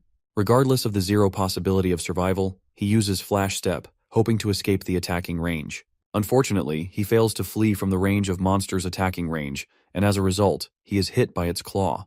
Just before getting hit, he activates Steel Body, though he still can't escape the impact and is sent flying into the far corner of the room. He managed to figure out the distance he traveled during the Flash Step, but was still overpowered. Seeing himself in a desperate situation, Rude recalls the time when he was up against the Minotaur, the time he nearly died. But there's a huge difference between him now and the Rude from back then. He doesn't give up, and once again keeps on going.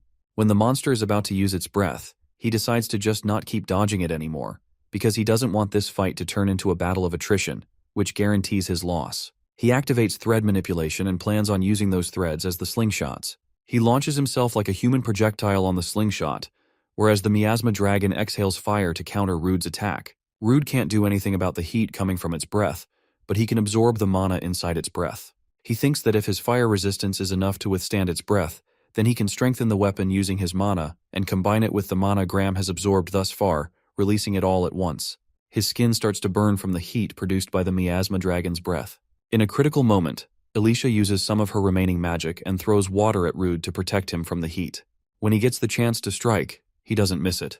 Rude's ultimate attack is cutting the enemy in two halves, and he succeeds at pulling it off. Rude is on the verge of collapsing. He is just able to talk to Alicia. When she is about to cast healing magic on him, he tells her to not push herself any more than she has already done.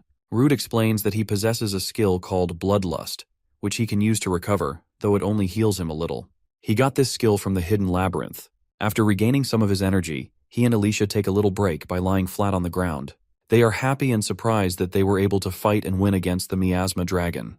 Alicia adds that this is just the start of their adventures. They are about to explore more. Hearing an S-rank talking about adventures with him reminds him of the adventurer who saved him when he was just a kid. He remembers that the hero who saved him was strong, far stronger than he currently is. Traditionally, Rude eats some monster meat, and then they agree to explore the deepest part of the dungeon. On the deepest floor, they find the labyrinth's core.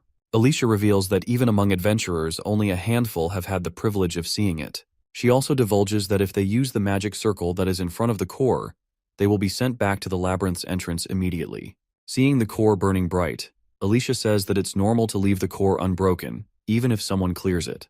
Moreover, he can fetch the materials that he can't gather outside and leave if he wants to. However, he doesn't want the dragon to resurrect, because as long as the core remains, the dragon's resurrection is inevitable. Rude went through hell in the Abellio labyrinth, but thanks to those experiences, a path to his dream opened up.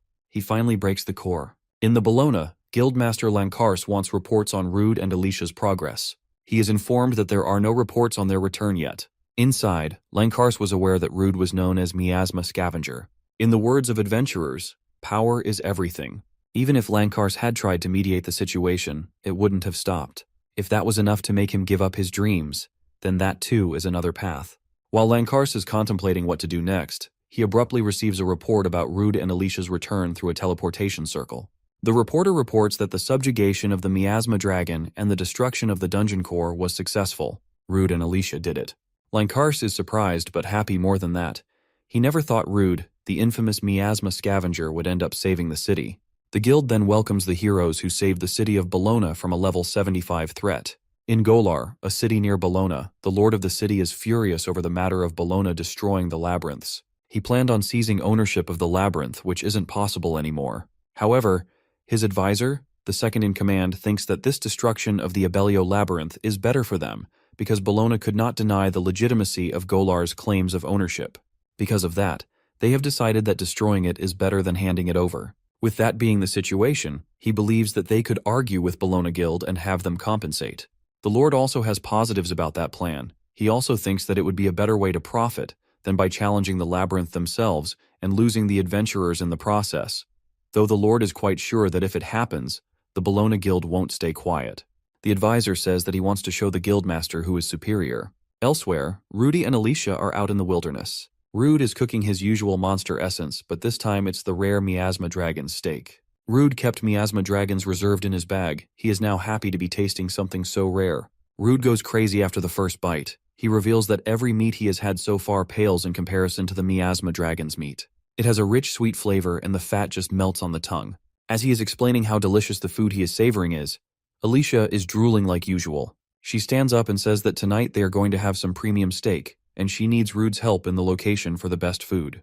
Rude tells her that he is in the middle of eating the steak and can't help her. Alicia replies that they need to hurry and gather information on good restaurants around the city, so he should finish already. Following the collapse of the Abellio labyrinth, 4 days have passed. The guildmaster Lankars has summoned our adventurers to finalize the reports on the raid. After the report completion, Lankars hands them their rewards, 1.5 million Regan.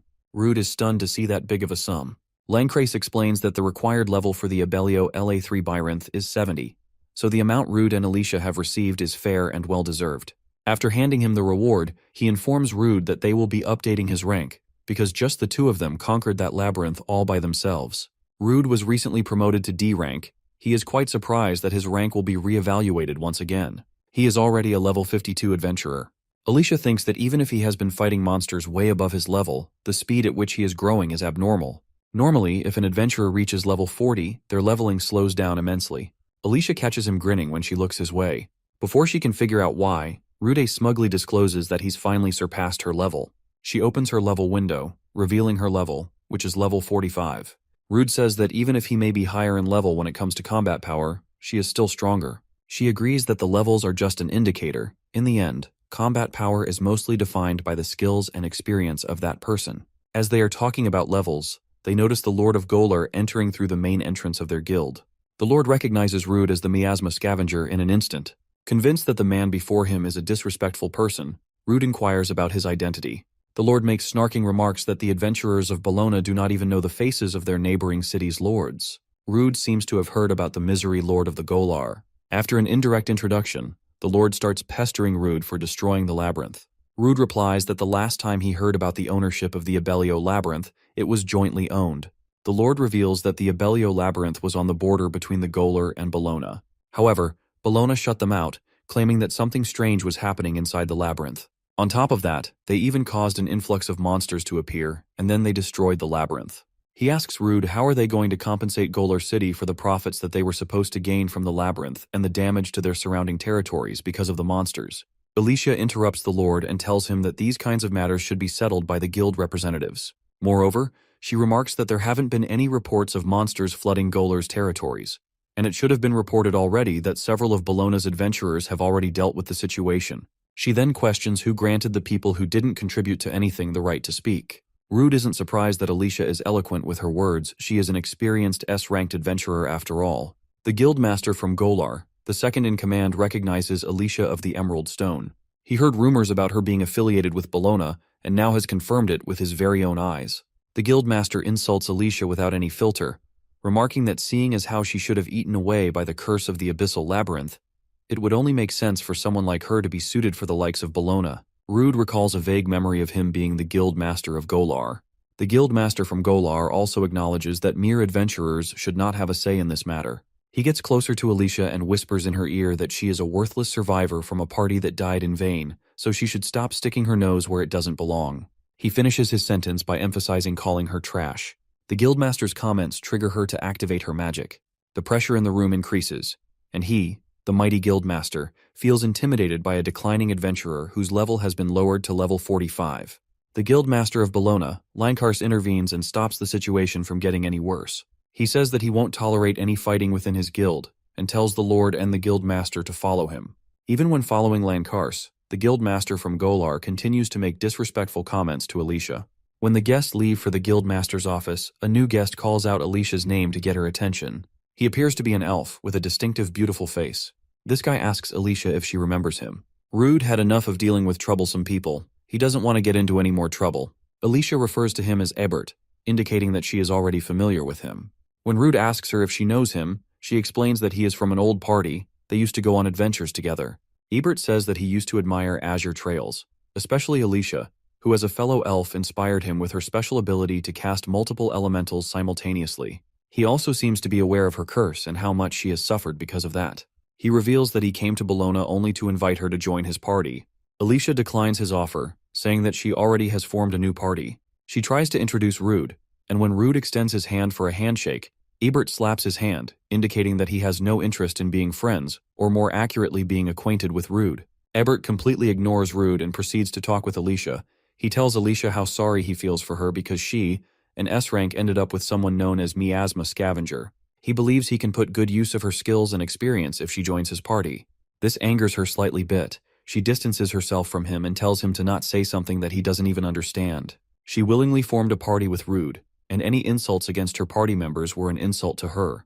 Although she may be furious, she doesn't forget to thank someone who tried to look out for her. Additionally, she also discloses that the curse placed on her has also been removed. Ebert doesn't believe it, because that curse was from the SS rank Abyssal Labyrinth. The boss that cursed her resides on the top floor of the labyrinth. She implicitly implies that she had a fortune encounter with somebody, which sends Ebert contemplating.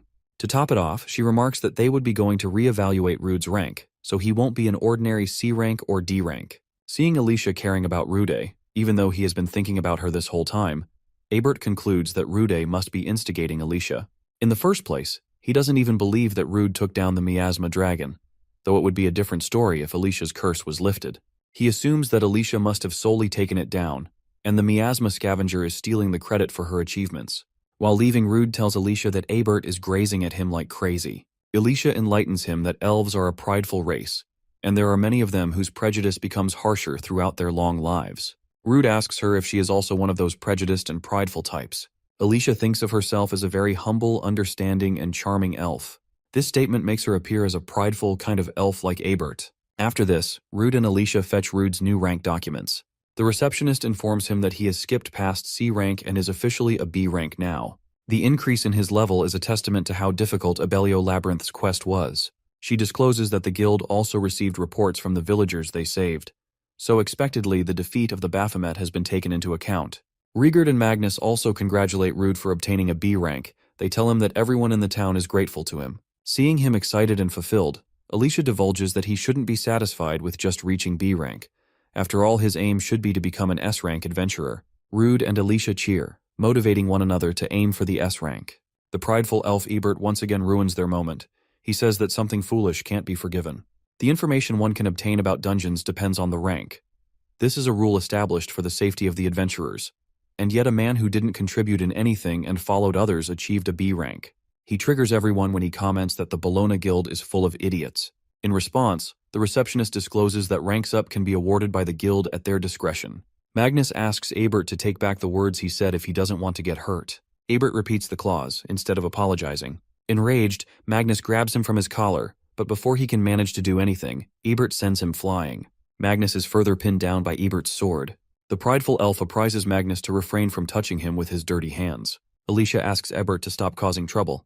He thinks that Alicia is just being kind to a homeless man like Magnus. Ebert gets that he is prideful, and when he decides to do something he doesn't change his mind very easily, but still has the wrong idea about himself. He believes that he is a humble, understanding, and charming elf, and as someone from the same race, he thinks that he is the only one who can show her the right way. Rude laughs at hearing Ebert repeat the same words as Alicia. He is convinced that the elves in general have a high sense of pride. Out of nowhere, Ebert challenges Rude, remaking that he, an incompetent adventurer, is a danger to other adventurers. He wants to test out if Rude deserves to be a B rank. Alicia responds positively. She tells Ebert that he can see for himself how strong Rude is. After this, the prideful elves and the miasma scavenger join the Bologna Guild's training grounds. Alicia apologizes for dragging Rudy into this. Rude tells her that she is not one at fault here. The things got to this point because he is incompetent. All Rude needs to do is beat the challenger and prove that he is worthy of being by her side. In the end, adventurers are people who can silence others with their strength. Before the fight starts, Alicia announces that if either of the fighters is seriously injured, she will step in and stop the fight.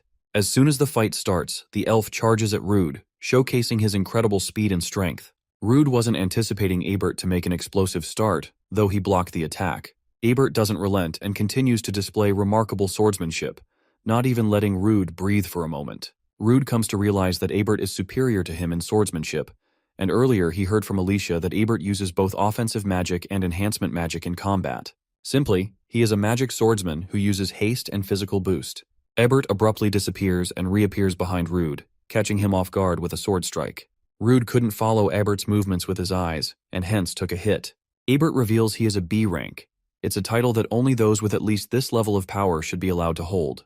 After demonstrating his power, Ebert makes a statement that Rude isn't worthy of holding the title of a B rank and staying by Alicia's side. Rude admits that he isn't worthy of standing next to Alicia with his current abilities, but it wasn't him who chose to stay by her side. Alicia was the one who chose him. Rude says that he is going to show him why he is worthy of being by her side. This time Rude initiates the fight using principles of earth magic. Ebert calls him an idiot for thinking that he can win against him. A magic specialist, through magic.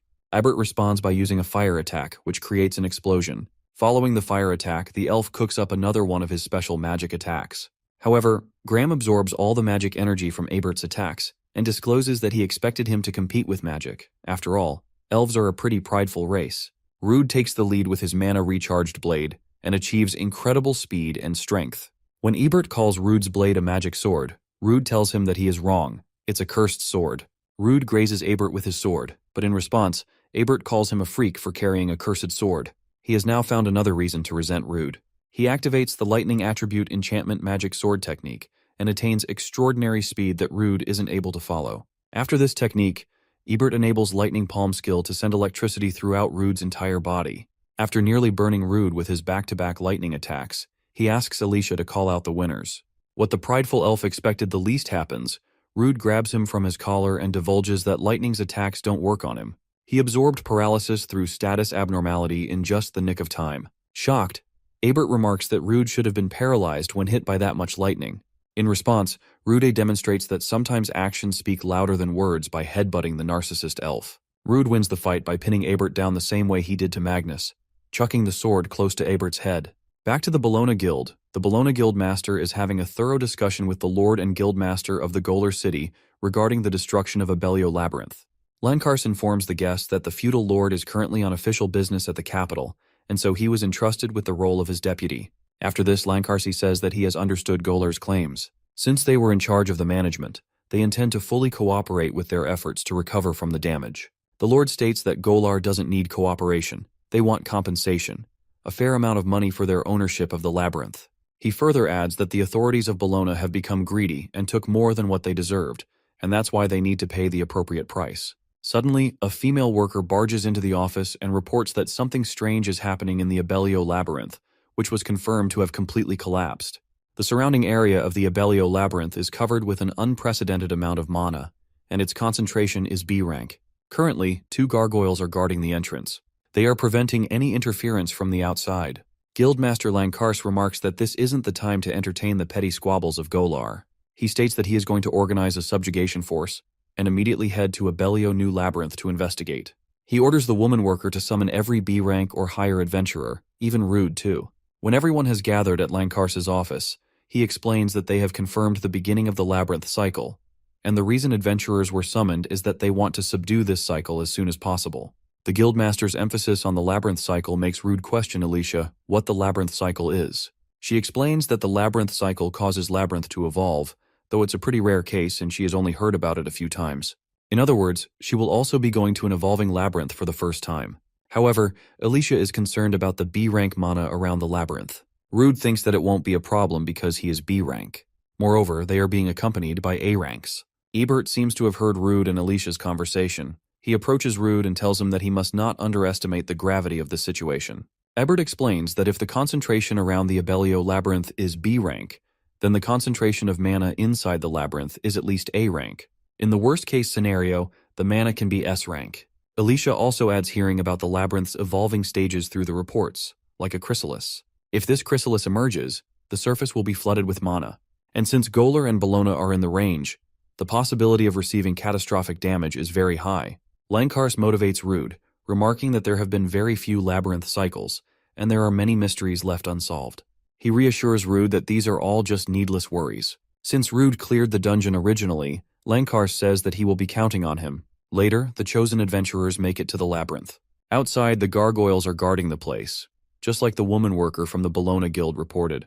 The gargoyles are level 50 monsters with their status concentrated on endurance. They possess multiple skills, some of which Rude already possesses. After using the appraisal, Rude is convinced that these monsters are stronger than rolling beetles. Unexpectedly, Gargoyles glances at Rude, who initially thought that the monsters wouldn't attack him because they were out of range. However, both guards charge toward Rude and his fellow adventurers. When the monsters use Petrifying Breath, Sylphide comes in clutch and erases the enemy's attack. However, it manages to get out of the attacking range and targets Alicia. Luckily, Lankars saves her from the gargoyle that was charging at her, while the other gargoyle is cut in two by the Golar Guild's guildmaster, who comes to help. The guildmasters from both regions order the adventurers to follow their lead. Rude is tempted to look at the gargoyle. He wishes to eat it, but relents when he learns that the monster has regenerative abilities. When attempting to burn the monster with its regenerative abilities, Rude's actions are questioned by the Golar Guild's guildmaster. The adventurers continue their journey inside the Abellio Labyrinth. Only a few days ago, the labyrinth had excess miasma in its atmosphere, but now the density of miasma is less, indicating that the nature of the labyrinth has changed. Rude points out that the shape and layout haven't changed that much. Alicia replies that regardless of whether there have been changes or not, they still need to be careful. They don't know what's going to happen when they get to a deeper layer. Whether the dungeon's layout changes or not, the monster's strength growth is inevitable. The adventurers are welcomed by a bunch of ugly monsters. Lankarsi chooses to fight the big one, the boss of those ugly monsters, and orders the rest to prepare to fight the tiny ones. The Golar Guild's guildmaster activates his special skill, Warrior's Honor, which allows the adventurers around him to have increased physical attack power. When the battle between humans and monsters begins, humans appear to have a bigger hand in the fight. Meanwhile, Rude discovers that Warrior's Honor didn't work on him. His abnormal status nullification skill nullified the buff. Lankarsh has chosen his opponent. It's the boss of those ugly monsters. Despite being the guildmaster, Lankarsh looks like an ideal tank, dealing damage whenever he gets the chance. His battle against the boss is short-spanned, as he emerges victor with just brute force. Everyone seems to be displaying incredible performance, except for Rude, who is stunned after discovering that his special skill, abnormal status nullification, also nullifies support magic. When one adventurer struggles, the rest decide to cover for them. One adventurer remarks that the monsters they are up against are hard to understand, and their weakness can't be easily found. His party members suggest they power through these monsters by force. It's the only way. Everyone gets back to work, and each of those adventurers showcases the skills they specialize in. Although the monsters appear to be stronger, the adventurers' incredible teamwork made them champs. Right after the tiny monsters are defeated, the adventurers are attacked by another monster that has been hiding underground this whole time. This monster appears to be a hybrid of regular insects like a beetle and a centipede. Once again, the adventurers' teamwork allows them to overpower this monster. Rude wasn't just spectating the impeccable teamwork from the adventurers, he was watching them obliterate monsters with their strength. He is just frustrated that he couldn't do anything at all. After this, Rude spots burrowing parasites in those ugly monsters' corpses. For a moment, Rude gains some confidence. He uses principles of earth magic to deal the necessary damage to eradicate the parasites. However, the spikes he launched at the monsters are neutralized. The parasites possess earth removal, an ability that allows them to neutralize rocks and soil. When Rude fails, the guildmaster decapitates the monster. When the dust of the fight settles down, the guildmaster of Golar points out the mistake Rude made, which is using earth magic on a monster that appeared from the ground, and calls Rude's actions foolish. The guildmaster even noticed that Rude nullified the warrior's honor. Rude knows this better than anyone that he doesn't have any experience working in a group with multiple people. Moreover, he can't even use support magic like the other adventurers. He simply thinks he's just extra baggage. When Guildmaster from Golar wasn't enough, Ebert also mocks Rude for not being able to keep up with them. Ebert says that working as a team to defeat a strong enemy should be one of the fundamentals. Abruptly, they hear an explosion.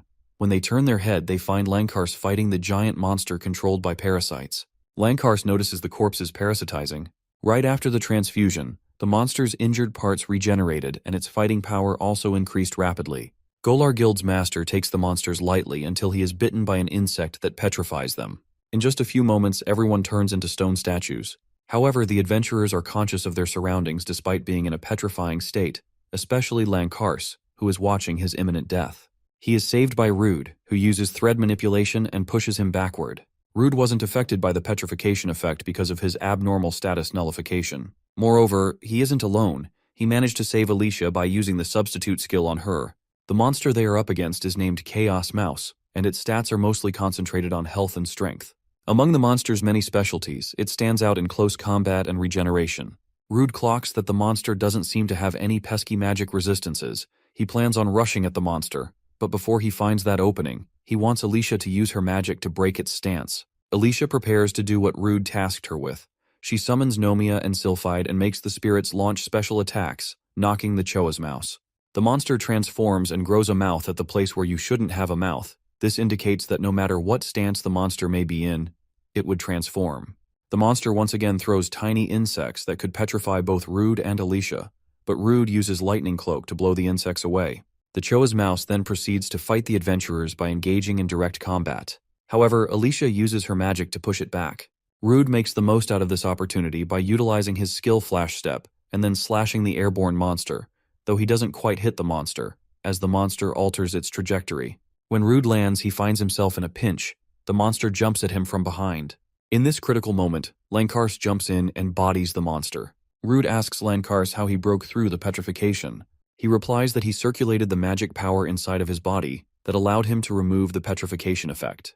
Lankarsh gets ready to strike, and so does Rude.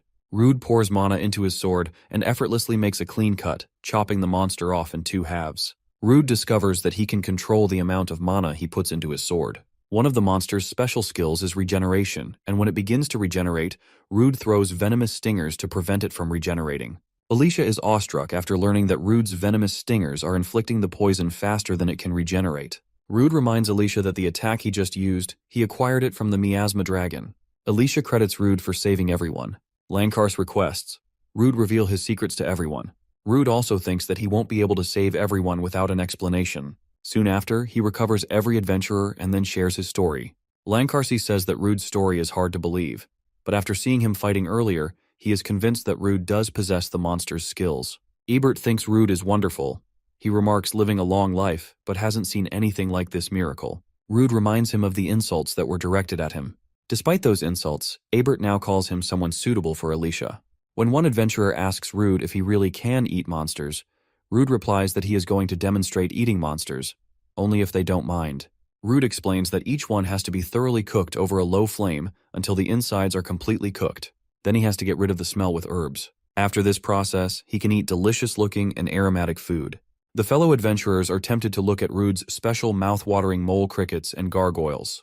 The guildmaster of Golar's guild asks Rude if he also recovers magic power in this way. Rude corrects him, and remarks that this isn't magic. What he recovers from eating is mana. The guildmaster didn't sense any evil stench that wafted from the demons, but rather he felt divine energy coming from it.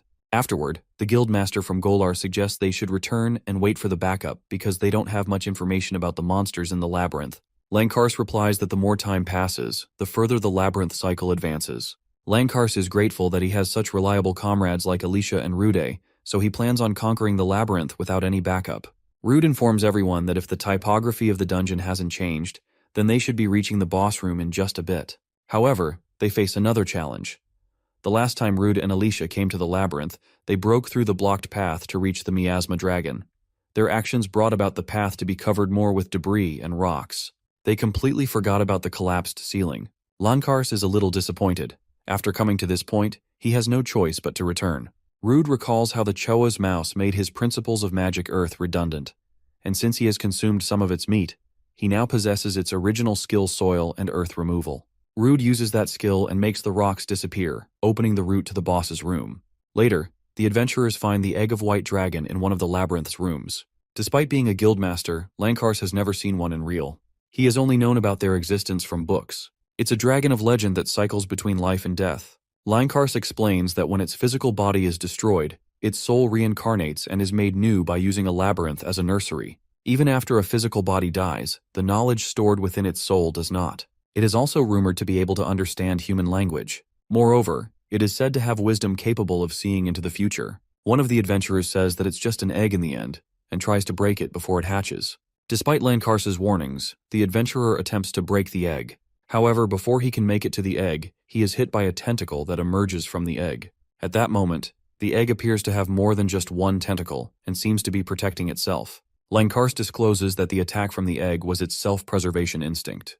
He tells the adventurer who approaches the egg to stay behind because, despite its state, it's still a true dragon. In an attempt to check out the wise dragon's skill, Rude uses appraisal. However, he learns that its status is completely hidden. When one adventurer suggests they should return and wait for the reinforcements, the guildmaster from Golar says that no matter how many S-classes they have, they can't stop it. Nevertheless, Lankar's is planning to prevent it from hatching. He needs support in killing the monster. While everyone aims for the egg's legs, Lankar's flanks and cuts off its limb. But the eggs grow back the limb in just a few seconds, leaving everyone in shock. Since Lankar's attacks aren't effective, he asks Rude for a favor and tells him something while the dragon inside the egg roars. When everyone is covering their ears, Lankar's charges at the monster and cuts off one of its limbs. When he tries to climb up the egg, he is caught by a tentacle that comes out from the ground. In a desperate situation, when Lankar's is about to give in to the dragon, Ebert and Golar Guild's guildmaster cover him. Lankar's quickly recovers and goes for an all-out attack, severely injuring the egg. After this, Rude goes for the finishing move. He easily cuts through the egg with his mana-infused sword. Despite Rude's best efforts, the main body of the wise dragon is unharmed. Only the exterior covering it was cut in half. Alicia commands Sylphide to use the opening to finish off the enemy. However, the egg closes before Sylphide's magic makes contact. The guildmaster from Golar thinks that they can't get anywhere if the wise dragon keeps on regenerating. The circumstances unexpectedly shift from the adventurers having an upper hand to being at a disadvantage. The wise dragon emits aura that sends chills down our adventurer's spine. They notice that the egg is starting to look strange. Alicia concludes that the egg is hatching.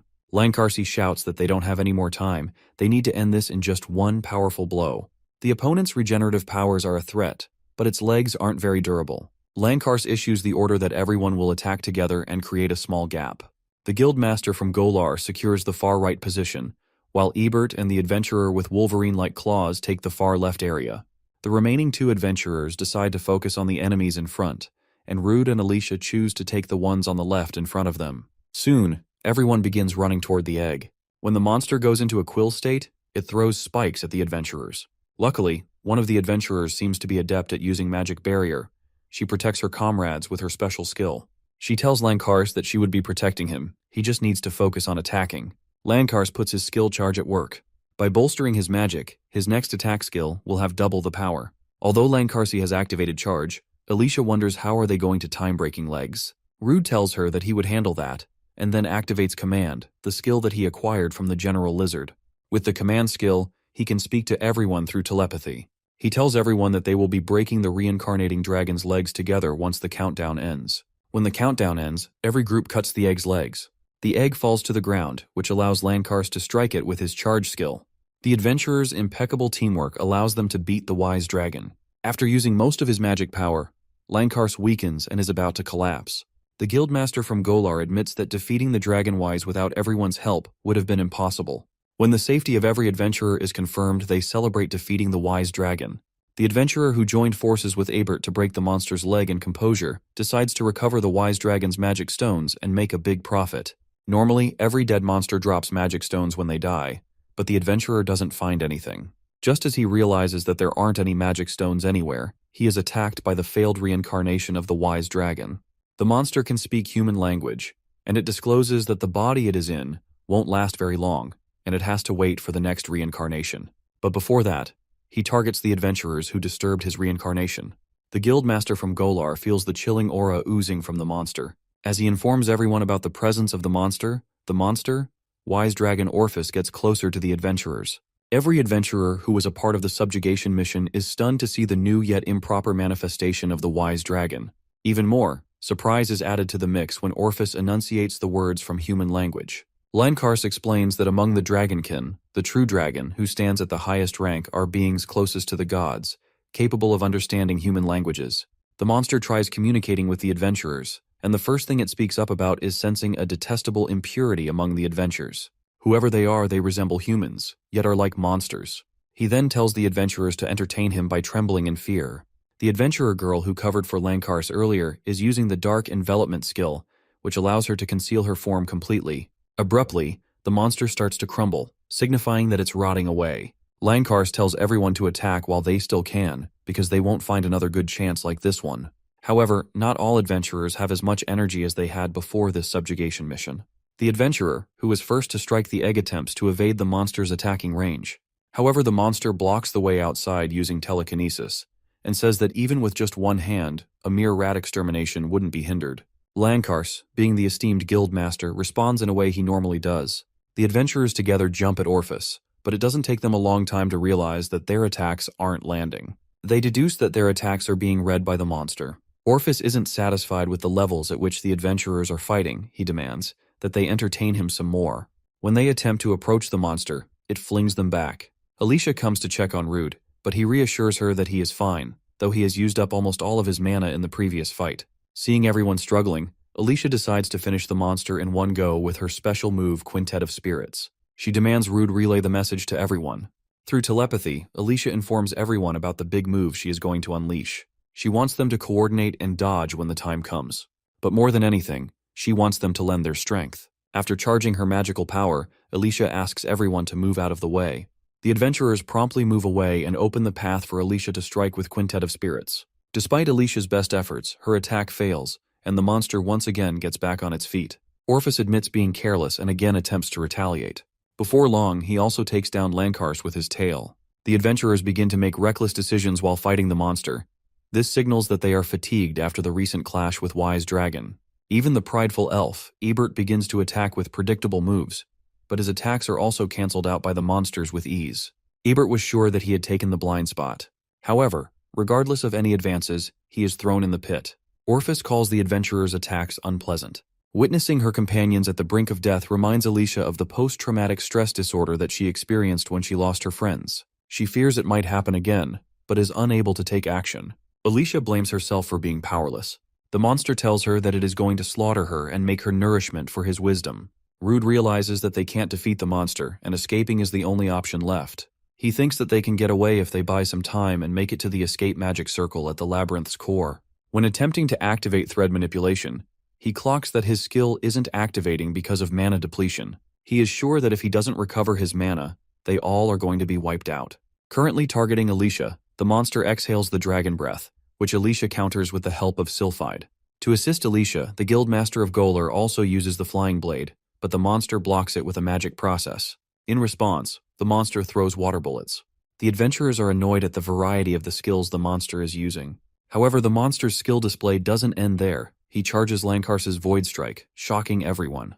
The Guildmaster of Golar notifies everyone that the monster is defenseless. After all, it is occupied with charging the attack and remarks that they should attack now because it is time. Alicia summons Urdiel and Wakyan to cover for her comrades. She uses her magic to add the buff, Water Lightning, to the Guildmaster's blade. The Guildmaster of Golar then rushes to take the monster down by any means possible. However, he realizes that he was outsmarted by the monster, but it is already too late. He can't alter his trajectory. Orphis impales the Golar Guild's Guildmaster. Alicia's spirit Urdiel attempts to attack the monster, but her attack also falls flat, and she then gets herself eaten. Alicia is devastated after losing her precious spirit Urdiel. Traditionally, charging techniques are used against opponents stronger than yourself. In exchange for creating an opening, you unleash immense power. Orphis asks Alicia if she wants an explanation on why it used such a powerful attack against mere rats. The monster then explains that it used that charged attack to see the despair twist on the adventurers' faces. Orphis leans forward, aiming to taste the flavor of an elf. At the perfect time, Rude crashes into Orphis, saving Alicia, even if it's for a short moment. Rude's surprise attack appeared to be effective, as he was able to leave a grave injury on the monster's face, popping out its eyeball. After tasting Rude's surprise brutish attack, Orphis learns that Rude has consumed his eggshell and turned into a monster. Rude isn't in control of his body, though he is conscious and understands everything that is happening around him. An enormous amount of mana is circulating through his body, and he can't control it. When he loses it, he quickly moves Alicia out of the way. Orphis is intrigued to see Rude not turning into a monster despite absorbing an enormous amount of mana. Nonetheless, he also remarks that Rude is not worthy of his time. With every second passing, Rude's body is burning hot. He feels like losing himself and can't hold on any longer. The adventurer girl, a member of Lancars's subjugation team, tells Rude that his mana control is sloppy and helps him by placing her hand on his back and using an incantationless spell. After the help of the girl, Rude starts to feel mana harmonizing within his body. The girl then does another favor and hands him his sword. She asks Rude to exterminate the half-dead lizard. The girl's insults angers the monster, and it charges at the Rude, intending to kill him. However, at last, Rude cuts the monster in two halves with just one hit. Rude rushes to check on his friends and treat their injuries. He tries using thread control to close in the deep wounds, but nothing works. The girl tells him that everyone except for the two of them is seriously injured, so if they don't treat them quickly, it will be hard to carry this many people and escape. She asks Rude if they should wait for the backup or carry them one by one to the town. Rude's body is also nearing its limit. The girl forcibly controlled Rude's mana to temporarily strengthen him. In the state of Agonal, the monster enunciates that it would not let them return unharmed, and will take them with him. The labyrinth begins to collapse, signifying that the Orphis was acting as a substitute for the labyrinth's core. The girl shouts that they need to get out of there before they are crushed. However, Rude is driven by instincts and rushes to the unconscious Alicia to save her. The loud crashing sounds of rocks wake Alicia up. She opens her eyes and learns from Rude that he has defeated the Wisdom Dragon, and they now need to escape the labyrinth. Alicia reveals that she is out of mana and can't move. She tells Rude to leave without her. Rude isn't able to fully comprehend her words. He believes that her mana ran out because of him, and he made her use it in extremes. The other girl from earlier says that they should hurry and escape before it's too late, because if they don't, they would also be buried alive. Rude replies that he just can't run away and leave his friends behind. The girl leaves as she says that she respects him, but doesn't trust his decisions. Rude understands the gravity of the situation he is in. At one point, he thinks of escaping the labyrinth with Alicia, but quickly drops the idea because he can't abandon his friends. Frustrated, he tries to think of a way that will guarantee everyone's safety. While he is thinking, Alicia tells him to run, because that's what her comrades wished for. A weakened Lancars also tells Rude to leave, because being an adventurer means there will be many chances to lose comrades. He quotes that if those who can survive don't live, what can those who die boast about? Ebert informs Rude about the monsters gathering in the labyrinth. The monsters are about to jump at the adventurers, but Rude says that he isn't going to let anyone die. Alicia insists Rude leaves, but he refuses to step back. He expresses his frustration over always being a loser who is unable to help anyone. He was called the miasma scavenger and looked down on until now, and he was really happy when Alicia accepted his secret and wanted him to join her team. He was also happy when the guild accepted him as an adventurer. He makes a statement that he isn't going to abandon the comrades who trusted and acknowledged him. The adrenaline rush makes him recall the words that the hero who saved his village told him. These words are still engraved on our adventurer's heart. The hero told him to never give up, no matter how hard it gets. After making a statement, Rude begins fighting for his and his friend's life. However, he begins to notice the overwhelming number of monsters. When a monster gets in close combat range, Rude attempts to dodge its attack, but gets injured in the process. One of the ugly monsters that appeared before bites his arm and puts him in a helpless condition. Rude uses a special skill called Self-Cut, which allows him to amputate his arm. Rude's catalog of special skills doesn't end there. He activates the regeneration skill and regenerates his arm. After this, he runs at the monster and impales it with Graham, his cursed blade. While the blade is in the monster's stomach, he enables Wrapped Lightning, hoping to see the monster fall. However, the horde of monsters remains unscathed, and the monster that absorbed all of the Wrapped Lightning attack retaliates. Rude is yeeted back, but is caught by an unknown person, not knowing that this person is the hero who saved him and his village. The hero tells Rude that he did well and should not worry about anything.